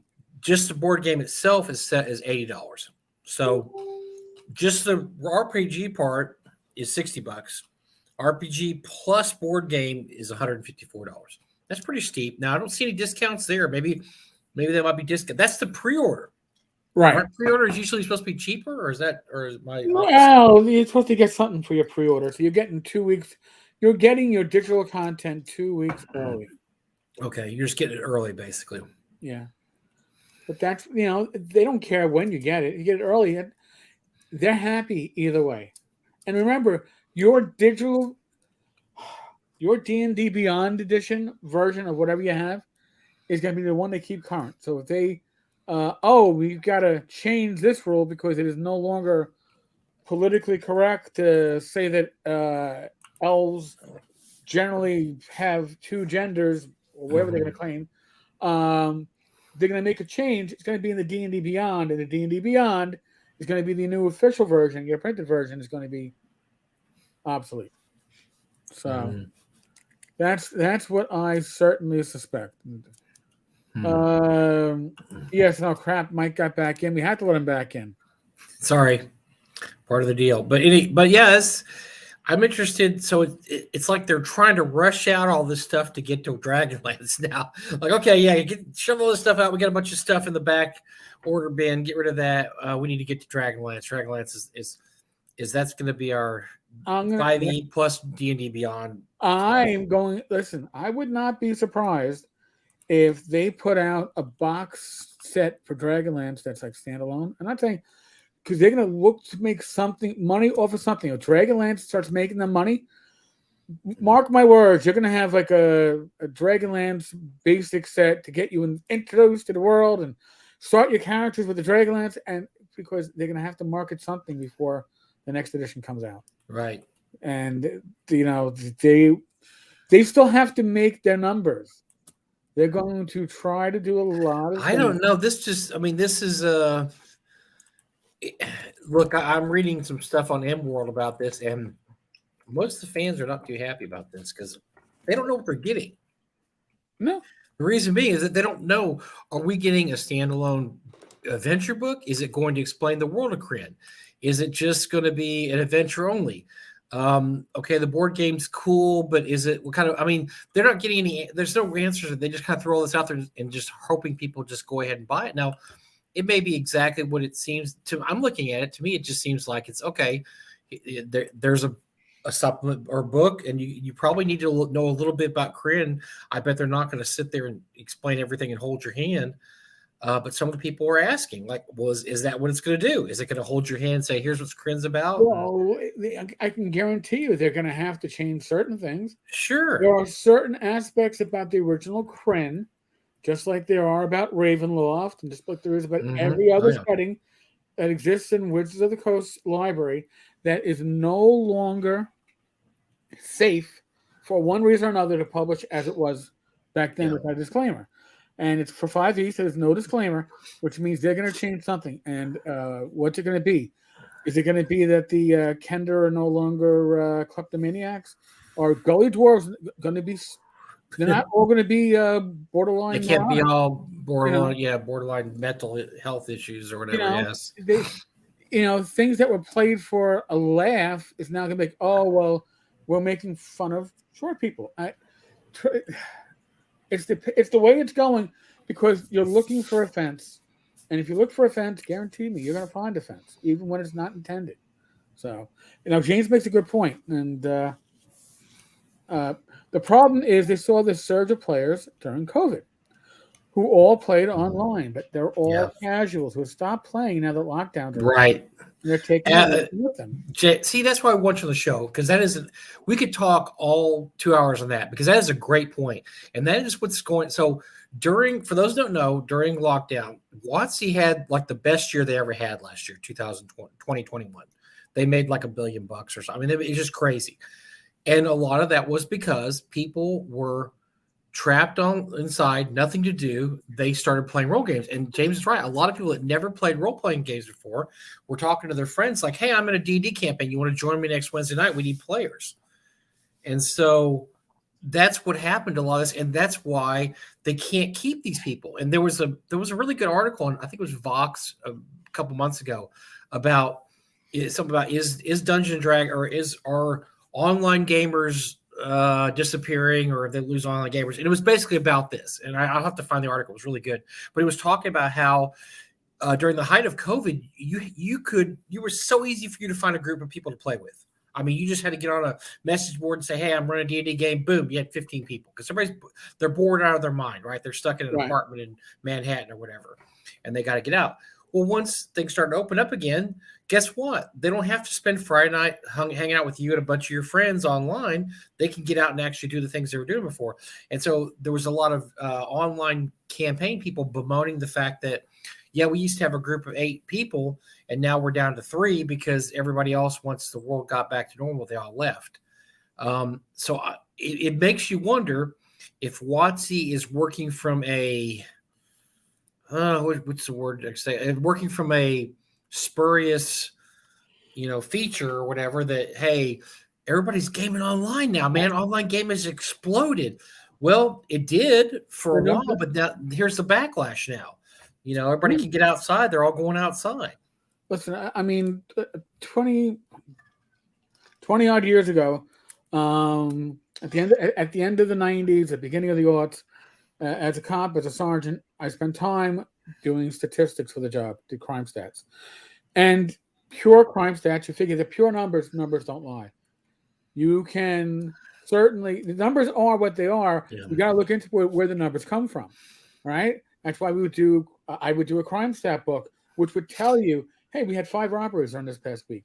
Let's see, is there a pattern that's set up? Are they all different? How many of these seem like they maybe weren't really a robbery as we would think of it as a robbery? You had to go through all this stuff. And a lot of it, too, is how you present the numbers and how it's presented to you. So, yes, numbers don't lie, but they don't always tell the truth. Now, L says, Mike, the book is 50. I know the answer for this one. And the board game is 80. So that's 130. Why is the pre-order more as a bundle? Because you're getting the digital version. The digital version too, the D&D Beyond version. Yes. At probably $30. Yeah. So you're getting a $10 discount by getting the digital version, and you're getting your digital version early. So the same. That doesn't mean you're paying more for early access, basically. Yes. Think all the movie times they must be ready to vomit out for 5e before it dies. Well, I think they're doing it. Honestly, the new D&E movie, and I may be in the minority here. I like the trailer. Oh, I like it too. And so it struck me as not any addition. It just struck me as it's a movie. It's a D&E movie. I don't know that there's any additionisms in there that make it a first edition versus the 5th edition. I mean, some people were like, well, that spell's not in 5th edition, or that you can't do that. And that's idiotic when you sit there and you try to apply game rule. It's the same people, who rivet count stuff like, the latest Star Wars movie, they had a guy there and he's supposed to be a major in the stormtrooper army, but he only had 3 stripes. I mean, that kind of shit. Like, okay, just turn your brain off for 5 seconds and actually watch and have a good time. And that's the way I looked at this D&D movie. I think it's just going to be a cornball movie. You go watch it. And it's like it's fun and interesting. If it's a good ride, it will succeed. Yes, Nick, I know. Gully Dwarves were problematic even when they first came out. Total yikes. I'm not saying they weren't, but now, and listen, they're very much a part of the lore of Dragonlance as is written. But now, how many people that can be playing 5e Dragonlance actually give a shit about Dragonlance? Yeah. Is the War of the Lance still being read like it was read? What is it? 30 years ago? read it in the last 10 years or 20 years, it's not very well written. I mean, I remember reading it it came out in the mid 80s. I remember reading it in the late 80s, early 90s, and I rolled my eyes. I was like, oh Yeah. God, this is so corny. But it's fun. It's a fun book. And if you're a certain age, just say you were 13 when you read the books. I was, 29 or 28. Say you were 13. Right. Yeah, it's great stuff. And you remember it. That's one of the fun books from your youth. But I don't think they hold up very well at all. At least the original trilogy. Now, I think the Twins trilogy is actually holds up a little better. It's kind of interesting. But yeah, and then after that, I don't really have a lot of history with the newer stuff. I think also that Dragonlance suffers from that effect that, okay, so they did the original trilogy, which is, the gods come back and they fight Tiamat and all this stuff happens. And then the Twins trilogy is really a time travel story. Certain members of the cast go back in time, and then Caraman and Raceland are basically the main characters in that. That's actually pretty good. And then after that, the Hickmans weren't really involved. It just kind of devolved in, okay, we're going to tell a story about all these minor characters, this guy. And so then nothing really happened after that. It just, it just suffered from sequel fatigue. We're just going to make another series. Or the other one was they kept making these prelude series, or this happened before. Here's what the guys did before Dragonlance, and here's what they did during the time when they were all split up for 5 years. I mean, I don't care. Right. That's who cares? It was important. I would have learned about it when I was actually reading the books. You would have given it. Exactly. But they had to try to fill in all the spaces and stuff. And so and then the later books when we're like, okay, we're gonna tell you what happened afterwards, but nothing really earth-shattering happens afterwards. They don't just keep going on and on. They just kind of, okay, here's what happened. Here's the original trilogy. It was awesome. And then here's what, here's the stuff that happens afterwards, but it just involves like one character or two characters. Right. And so they just, I don't know, it kind of limped along for years and years. I mean, people that like Dragonlance liked the books and they would read them, but I never read anything past the original two trilogies. Elle says, F. Wes Schneider did a video. It's adventures, not setting. Setting lore is too much for new players. So everything Dragonlance is made to be ported to any other setting or game, then it's not Dragonlance. Really, because Dragonlance was the world, the setting wasn't, it was a different world and taking place in Forgotten Realms. Okay. I don't know. But then again, I don't play 5e, so I don't give a shit. It's gonna they're gonna have, this is gonna be a really rough couple years because when people were on ImWorld, their issue was, what are we getting?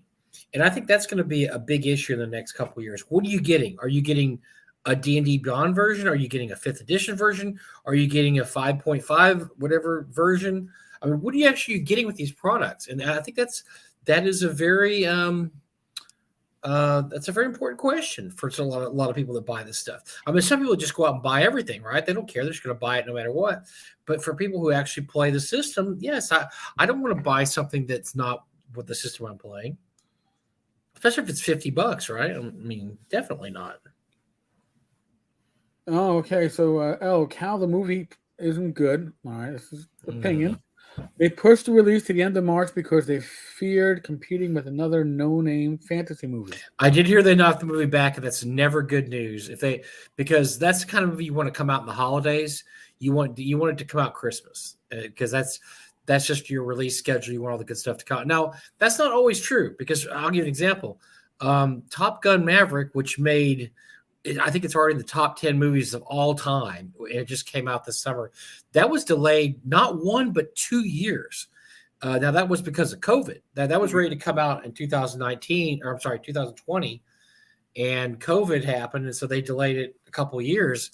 And people were worried that movie wasn't going to be very good. Well, they dispelled that notion because that, like I said, it's one of the top 20 earners of all time already. So now I'm not saying that the new D&D movie is going to be that great. It's just that they don't always delay because it's terrible. A lot of times they do delays because of reshoots, But it is troubling in some respects. I mean, they also delay it if it sucks, and they're like, "Oh, we got to find a really good time to put this out when nothing's competing against it." Because obviously the best time to put out a movie like that is Christmas. Remember, all the original the Star Wars sequel trilogies, all that stuff came out in holidays. Return of the Jet, Return of whatever, and all the latest trilogy, and then Rogue One, all that stuff, that all came out in the holidays because it's a great time to release a movie. Everybody wants to go out and see movies. That's troubling that they're delaying it. That's very troubling. James, changes to the lore and history of print have already started to leak. Warlocks being folded into Wizards of High Sorcery to account for them as a core 5e class. Not good. The new Dragonlance novel trilogy involves heavy time travel elements, which I will be suspect will be used as justification for game changes. Oh, you changed. It's like Star Trek. We're in the Kelvin universe now. I understand. Oh boy. Oh jeez. Not good. Not good. Yeah, time travel can be a crutch. Hold on. Definitely, yeah. James, forget Gully Dwarfs. What are they going to do the first time somebody gets upset because Kendra's been accused of being sensitive to those who suffer from kleptomania? Not even joking. It's a disability. You gotta support me in my disability. What you need to do is leave your shit out at night, so I can find it easier, so I don't risk waking you up. So that would be good for you, right? You can sleep through it, and then I can do my kleptomania stuff. And yes, Dragonlance is so overrated. I am not disagreeing. However, it's nostalgic. Okay, and Drift never went away, right? Dragonlance did. So I'm reading here on the Wikipedia page. The Dungeons & Dragons movie was supposed to be released July 23rd, 2021, last year. And they moved it back because of COVID, which a lot of movies got moved back. Another, like the Maverick movies one. Mission Impossible, for those who don't know, that was moved back 2 years. And that looks like it's going to be really good. The Dead Reckoning Part 1, that was supposed to come out in 2021 also. So those all got pushed back due to COVID. And that was pushed back to April of this year. And then they decided to push it back again. So now it's pushed a whole year to March of 2023. That may be legit because, like I said, a lot of movies got caught up in the COVID bullshit. And I don't mean bullshit. I mean bullshit like it got caught up in this COVID thing and they got pushed back. And Mike, that happened to a lot of movies. Mike, look at the screen. You want to read it or shall I? Well,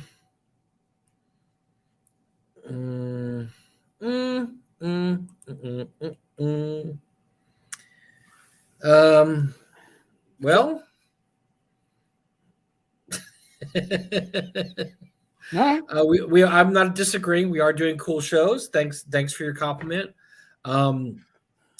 We are interested in what's going on, but I don't know. I could just throw up those two pictures again and just ask a question. Shall I do that? If he wants to answer the question, sure. This would be a good way to figure out, if Ken would be viable. So Ken, you have two pictures here. One picture is from your nonprofit that you're working with the kids in 2 counties from Kentucky. Admirable. And the other one is for your for-profit $2.99 to be get a speaking part, starting at $2.99 in your film company. And it's obviously the same location, it's the same people. So there seems to be an intermingling of your 2 universes here. So if you can answer that in the chat, I'd appreciate it. In the meantime, we're going to go back to our regularly scheduled program. I was talking about. So anyway, yes, D&D movie was knocked back, but a lot of movies have been knocked back. That doesn't necessarily mean the quality's bad. It just means that they are having problems fitting into their schedule. And that happened to Top Gun Maverick. It happened to the Mission Impossible movie. There's a bunch of movies that happened to. And unfortunately, I mean, the Black Widow. Oh, remember the poor Black Widow movie? That got knocked back like years and years. So not a huge boss either, but No, not really. But so it does happen. So I don't know that necessarily means the quality's bad. It just means that it, for whatever reason, the studio decided to delay it. So it could, it could still be the same quality it was. Mr. Gunn makes a good. It's a valid point. I don't agree with 100%. I don't like fantasy for the most part because the stories are derivative and the writing is poor. The writing is. Listen, the problem with that is that most of the fantasy stories that you find are poorly budgeted. Most of them are no name stars or one name star that's on their way out, and it's a script that was thrown together to get some action scenes in there. Listen, I love Conan. All right, I'm not going to say that the original Conans were amazing movies. It's a lot of fun. The Conan remake from the last 10 years ago. All right, but you get what you pay for. Look, the Conan remake was a. Here's the problem with it. Like the Conan remake was a fine fantasy movie. It wasn't a Conan movie by any means. It was a Jason Momoa is a kick-ass fighter kind of guy, barbarian.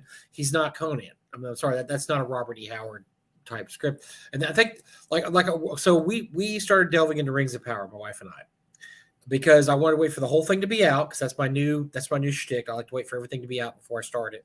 And I've heard from Tolkien fans, I've heard from non-Tolkien fans. I have to watch it myself because I don't trust anybody's opinion anymore. Right. So watch first 2 episodes, and here's the problem with that. So it's boring. I'm just going to say it. It's slow. It's slow and it's boring. Now I can appreciate a slow burn. 2 of my favorite shows are slow burn. The Wire was a slow burn, but it's a great show. It's probably one of the best television shows ever created in the history of television. It's absolutely incredible. But it's a slow burn, right? I mean, it has to set up the whole what's going on. All the detectives are working on this case and all the bad guys, and you don't even really get in the plot till about 5 or 6 episodes in The Wire. And then it starts, and then when you get it, it's like boom, you're in. Like, oh wow, this is awesome. So maybe Rings of Power is just a slow burn. I don't know. But the problem is that you're right in terms of derivative. Because fantasy follows a certain kind of path, and it all goes back to Tolkien, right? Usually there's a quest so they got to get all these guys together, and they all got to go on a quest to find the MacGuffin, and they got to use the MacGuffin to go defeat the big bad guy. That's how most of these fantasy movies are set up, because that's just the way. They're going back to Tolkien. I mean, that's just the way these things are set up, right? Yeah. Get a group together, or a single individual, and take case of Conan, go on a quest, defeat a bad guy. I mean, look, as much as I like Robert E. Howard, most of his stories, that too. Conan's wandering somewhere, fill in the blank. This country, that country, Samaria, or, Valeria, whatever. He's in a different country. And something happens, or he gets lost, or a girl gets kidnapped, and then he goes to find him. Well, he runs into something really bad. It's either an old monster, or it's a statue, or it's a graveyard or something, and then he fights the big bad. And he rescues the girl. Look, that's how most of them turn out. Now, one of the great things about Robert E. Howard was he could throw in things. Some of his stories aren't really like that at all. Some are really cool. They don't follow that formula. Red Nails is a great one. Red Nails is probably one of the best fantasy stories ever written, and that's where Conan and Valeria. So first of all, Conan's not by himself, which is unusual because every story he's by himself.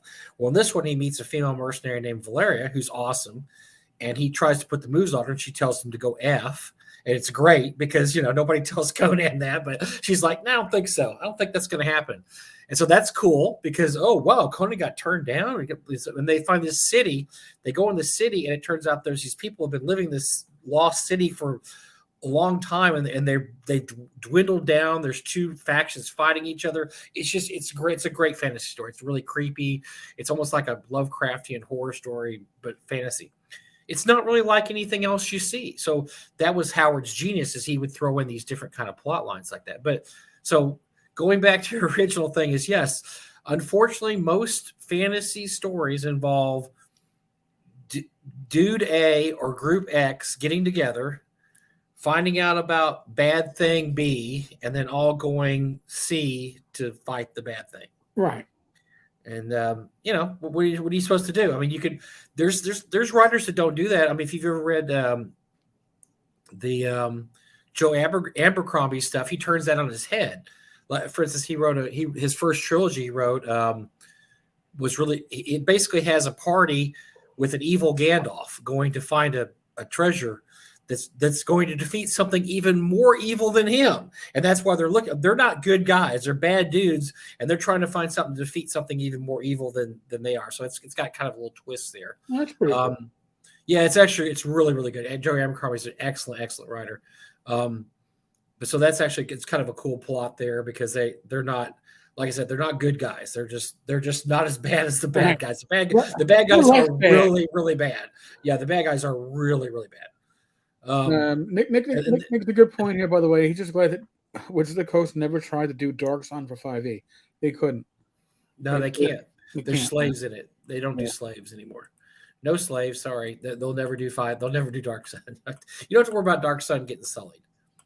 What was the one? What was that one trilogy that was really controversial? It was pretty good too. Let me think on it a second. Hold on. The Thomas Covenant trilogy.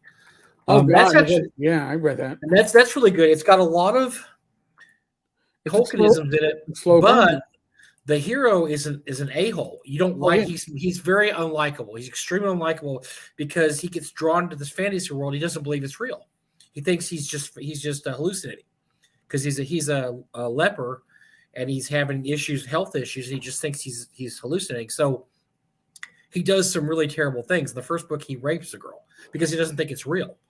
And he's intoxicated. He's like on this drug that they give him for his pain. And he wakes up and they said, by the way, you violated this girl. You're now an outcast. They throw him out and they banish him.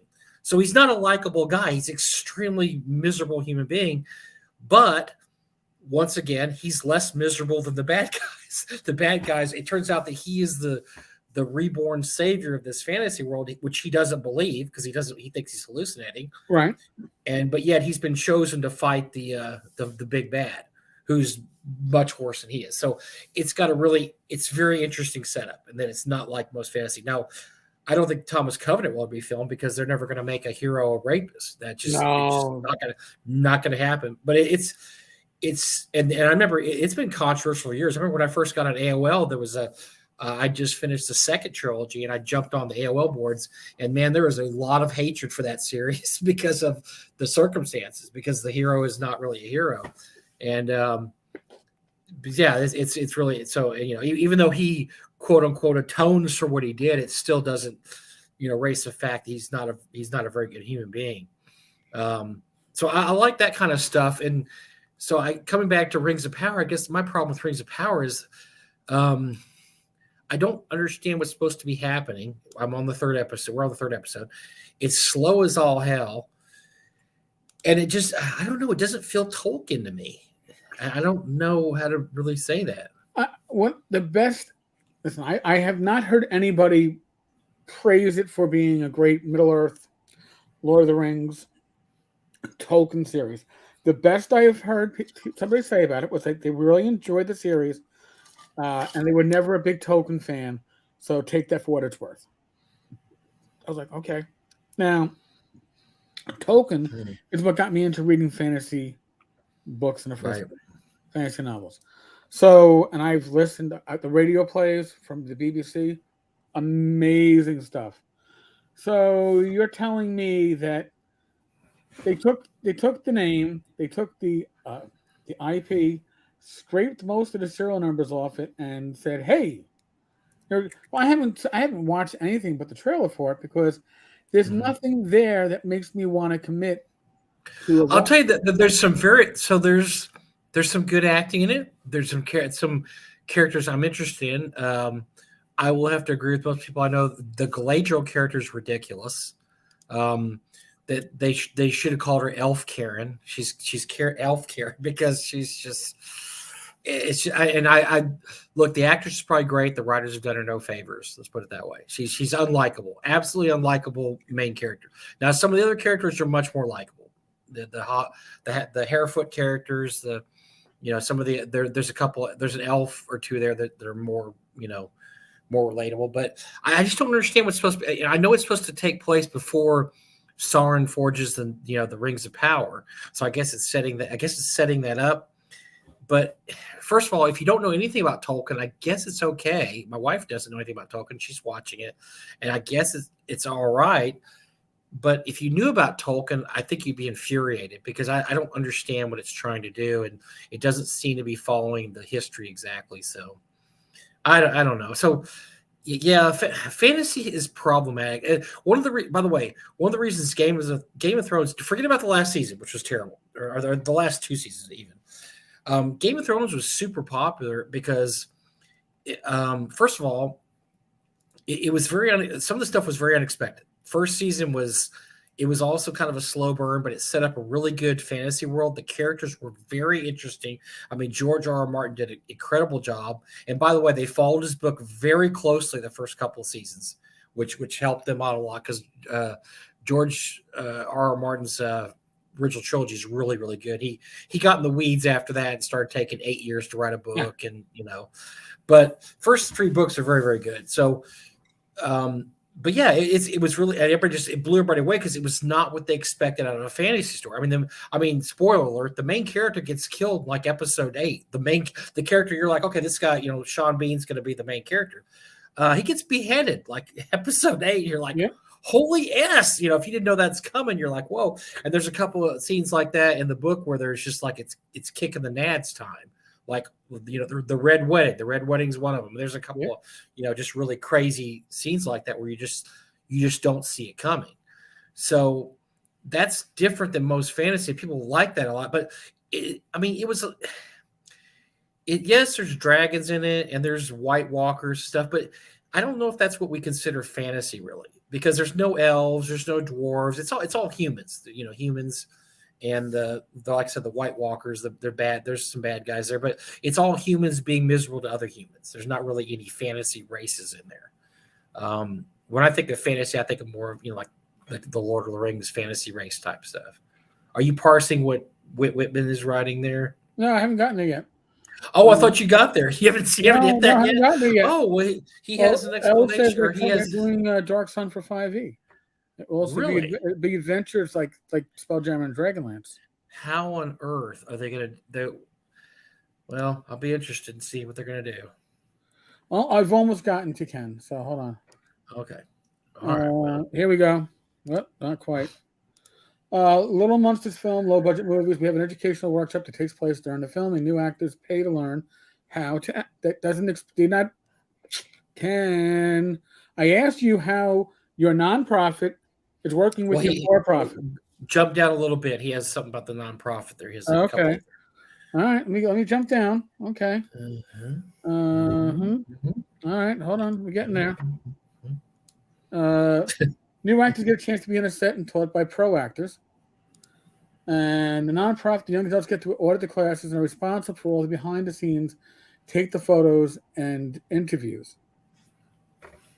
So you're squashing together nonprofit, and then there's one more, a little about three statements down. There's another. The nonprofit, young adults are paid $10 to $15 an hour for 480 hours. After they graduate, they get free 4 years college at Asbury University. Well, that's actually very interesting. That's good.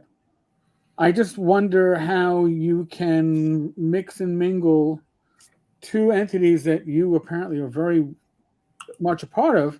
One is a nonprofit, one is a for-profit. How using the same equipment apparently and using the same people. Because like I said, when I realized, it took me a few days, but when I realized, I was like, hey, I think I saw that picture somewhere else. And it wasn't exactly the same picture, but with the same people at the same place.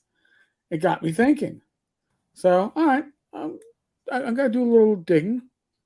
I already have your contact information, Ken. You don't have to send it to me again. I have it.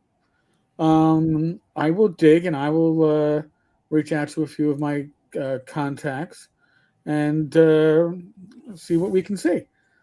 And I am not declaring whether... listen, this has nothing to do with your Kickstarters because those are long... Oh, they were dead on arrival before they were even on arrival. They were never on arrival. But if you can pull this off with these young adults, that's a positive. That's something that's actually in the right step. I still don't understand though your for profit, but at least now I have an idea how your non-profit works, and I appreciate that. And give me a second, because I am not going to find this again. If I have to go back to this, I am just going to screenshot that. It does help, Ken. I will say that, and it's interesting. All right. I'm just smiling because I'm just remembering when you threatened me with the FBI and the other things. So I mean, you're asking me to take you for your word, and I'm trying to, but it's based on a history where I had an inability to take you for your word. So I'm going to need to do a little research on my end. I hope you don't. Actually, I'm not really concerned whether you're insulted by that. I'm sure you understand why I would need to do more research before I go, hey, Ken, come on the show. No, we're not. We're nowhere near that point. But you know me. I've got my sources. I got my resources. I'm gonna reach out to people, and we'll see what we can put together. And if you are more viable than that, we'll consider it. Does that make sense? And I know I skipped over a lot of people's chats. You all have been fucking lively today. It is wonderful. Yeah. And yes. to be honest, Mike and I have not gotten to, I don't know, most of what we thought we were going to be talking about. But that's okay. We knew we would take some left turns, but no, that's perfect. That's what we wanted. We love left turns. Yeah. Left turns are great. Yeah. Even traffic circles, as long as you know how to get out of them. By the way, so Ben Barsh has given me the thumbs up about appearing on our show later this month. So all right, we'll have Ben Barsh, and we're going to try to get James Spawn because James has a new product out. So. James, we'll reach out to Trixie, and I don't know how to get your daughter to give you more time. Have your daughter call my niece, and how about he's got his little baby Sam. He's got to deal with Sam too, so he's got to find somebody take care of little Samwise Spawn. So I'll just call him. Well, Sam, I don't think his name. A few hundred pages into the Thomas Covenant thing, I decided as the hero hater of the world, I should probably find another book. Well, I'll tell you the one good thing about that's when you read it, yes, he's a very disagreeable character. Yes, his inability to believe anything that's happening to him gets annoying, but he does change and grow as a character. And by the second trilogy, he realizes he effed up and he regrets everything he did in the first trilogy. And so it does have a character that does change and grow and realize that, yeah, I messed up and I'm a miserable human being and I shouldn't have been a miserable human being. So, But so there's actually second trilogy is him and somebody else. He's able to transport somebody else to the they call it the land, and it happens hundreds of years after the first trilogy, and so he's able to see everything he did, what happened after that, and I just like it because yes, he does things change. He's not the same miserable piece of garbage that he was at the beginning. He's very self-pitying. He caught leprosy, which the author goes into detail about how you catch leprosy, and he catches leprosy, and so he's a writer who loses his fingers because he's a leper. Yep. And he's like, oh, I can't write anymore, man. This he's a dill weed. Yeah, he's a miserable fuck. Yeah. Tom, Tabletop Taproom. Tenkar, why? Whitman is a scammer. Just ban him. Because that's the easy way. No, listen. There's always a chance that somebody rolls a 20 and redeems their life. I'm not going to deny that. But I'm certainly going to do my due research and my due diligence, and Ken knows I have the connections to do so. So he's asking for me to put a light on stuff, and I will do so. I have no problem doing that. Mike's known me for how many years, Mike? What? As long, look, and then people get mad at Eric, and that's why the right wing hates Eric and the left wing hates him, because he look, as long as you're not an absolute a-hole, a jerk, he'll let you on. I mean, look, there's guys like Venger who know how to go right up to the edge and just don't push it over. Then there's some guys that just like to roll in, like gamers on gamer guy, and just throw bombs everywhere. And that's the kind of guy that Eric will ban and say, you're out because you can't follow the rules. If you follow the rules, and we're pretty much free speech absolutists here in a lot of ways. If you follow the rules, we're okay. Right. It's just now, when you. Now, that being said, inviting you onto the show to have a virtual seat with Mike and I to discuss stuff, that's a whole different level. You can come on here and you can be civil and discuss stuff. I'm happy with it. You want to come on here and have us give you a voice. That is another level that, in this situation, there's a lot of stuff that has to happen before that gets even close. And it isn't just coming on here and saying X, Y, and Z. It's me reaching out to a lot of my resources, my sources, my connections, and having some research done, some due diligence done, and see how one thing matches the other. That's all. Not need to go into details on that. So, yeah, I think I kind of like glossed. I remember reading that book in the lunchroom at my old department store job, and getting to that rape scene and looking around and going flip. All right, I can get past it now. Well, to give the author credit, so he goes to this different world. He doesn't believe it's real. He thinks he's dreaming. They tell him he's got leprosy. They're like, oh, we can help you with that. We can put this ointment on there and you won't feel any pain anymore. He's like, okay, cool.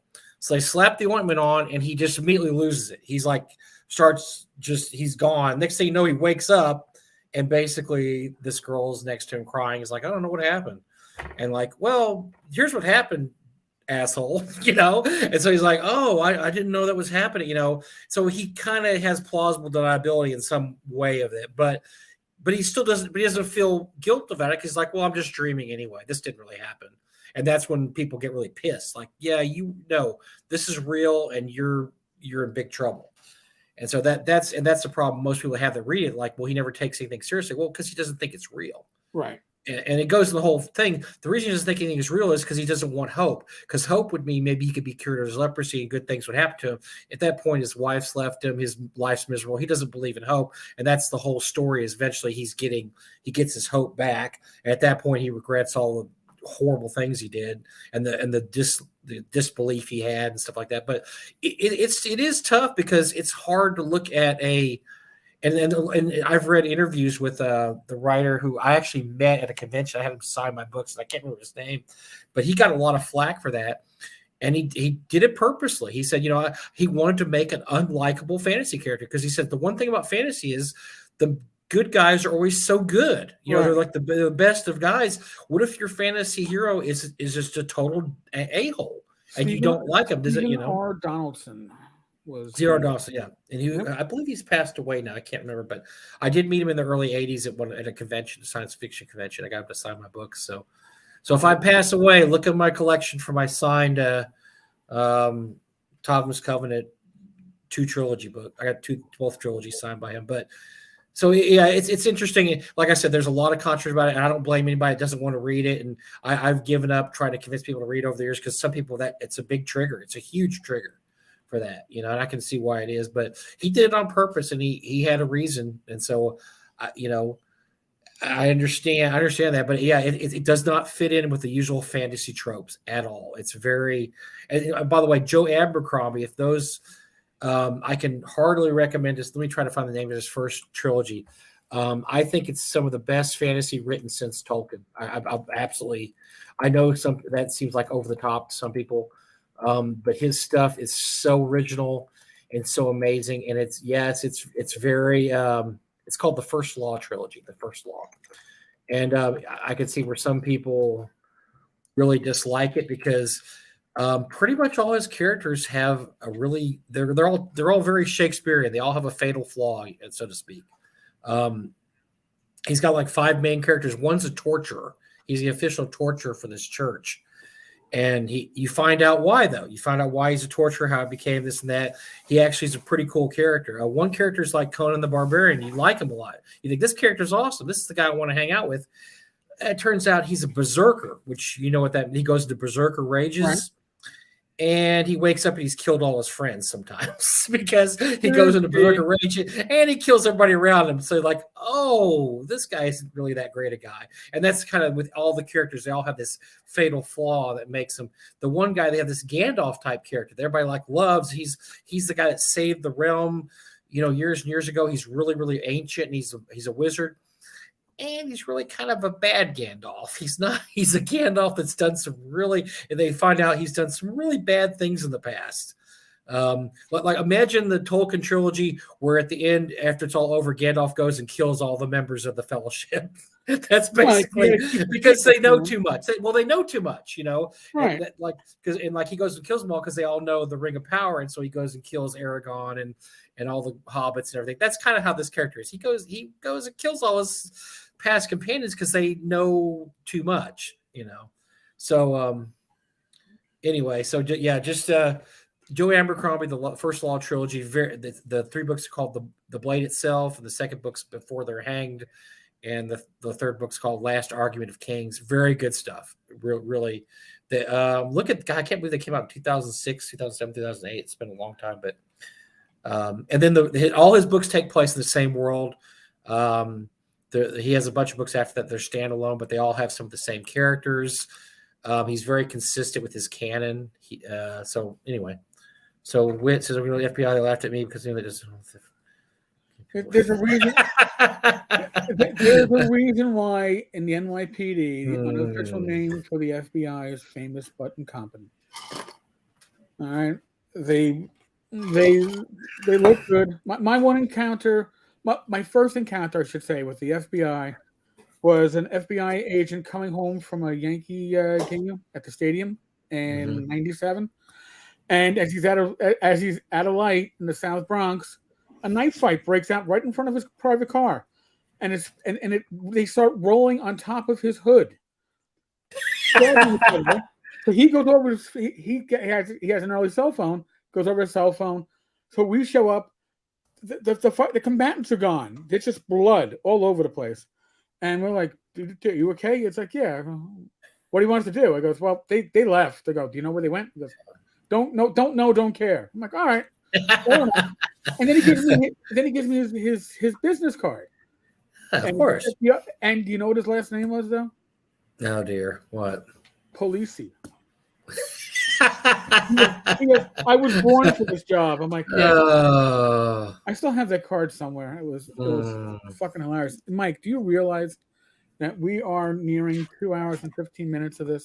Yeah, we had a lot to cover. I mean, and we still didn't cover it all. No, we didn't. We scratched the surface. I may have to pop on the show Friday just to talk about more stuff because. Oh no, dude, you're always welcome. What are y'all talking about Friday? What's going on Friday? Don't know yet. I'm sure some of the discussion will be Joe and Matt's competition over subscribers. Oh, okay. I'm interested in that. Yes, but yeah, you're always welcome. It's always. I may be doing something. I am on vacation, so I don't know. I will say this, Ken. My sympathy is over Marcus. All right, like I say, I agreed with all of his actions, but I know the two of you had a good connection, and that kind of lost his heart. But yeah, we got to do a little due diligence. Yeah, I got a lot of due diligence to do first. Yeah. It's just again nothing personal, but it's all personal. Yeah. You got some due diligence that has to happen here, definitely. But folks, we may continue some of this conversation on Friday. That is certainly a possibility. Or Thursday night on the Discord if Mike. Oh no, Mike, you can't be on the Discord. You're on vacation. Your wife will kill you. She'll kill me if you come onto the Discord. Oh dear. Well, you never know. If we're sitting around. See, tonight we've been sitting around catching up on Netflix. We've been watching The Peripheral, which is interesting. That's kind of a cool thing. We were watching Rings of Power. I think there's a couple more we're gonna start. So we're just catching up on shows at night. We're not doing anything. We don't go out and party at night. We just chill on our vacation. All right. So I'm gonna sit around. I may be just hanging out. Well, I think we will wrap it because we are all right. Sounds good. Folks, Thank you for hanging with us. You made this an enjoyable night for the two of us, including Mike, who's on vacation. This is what you mean to him. We had a blast. We had a blast. We love it when you guys are lively. Oh, we love lively streams. Yeah, so thank you all. Holy crap. And Elle made some comment about putting me, I could fit in a box if I only did more yoga. Oh, both of my shoulders are acting up. I'm not fitting into any box right now. I'll tell you that much. Discord tomorrow at 9 p.m. No, I'm not going to be scouting out a new watering hole this week. We're back to our normal. Oh yeah, you got to find a new spot, man. We found one, but I got to take a. Oh, great! Good deal. Yeah, it's nice. It's a nice place. They have Hofbrau light. I didn't know Hofbrau made light. Interesting, very interesting. So I was like, okay. Live stream at 8:00 on Friday night. The Random Generated Party.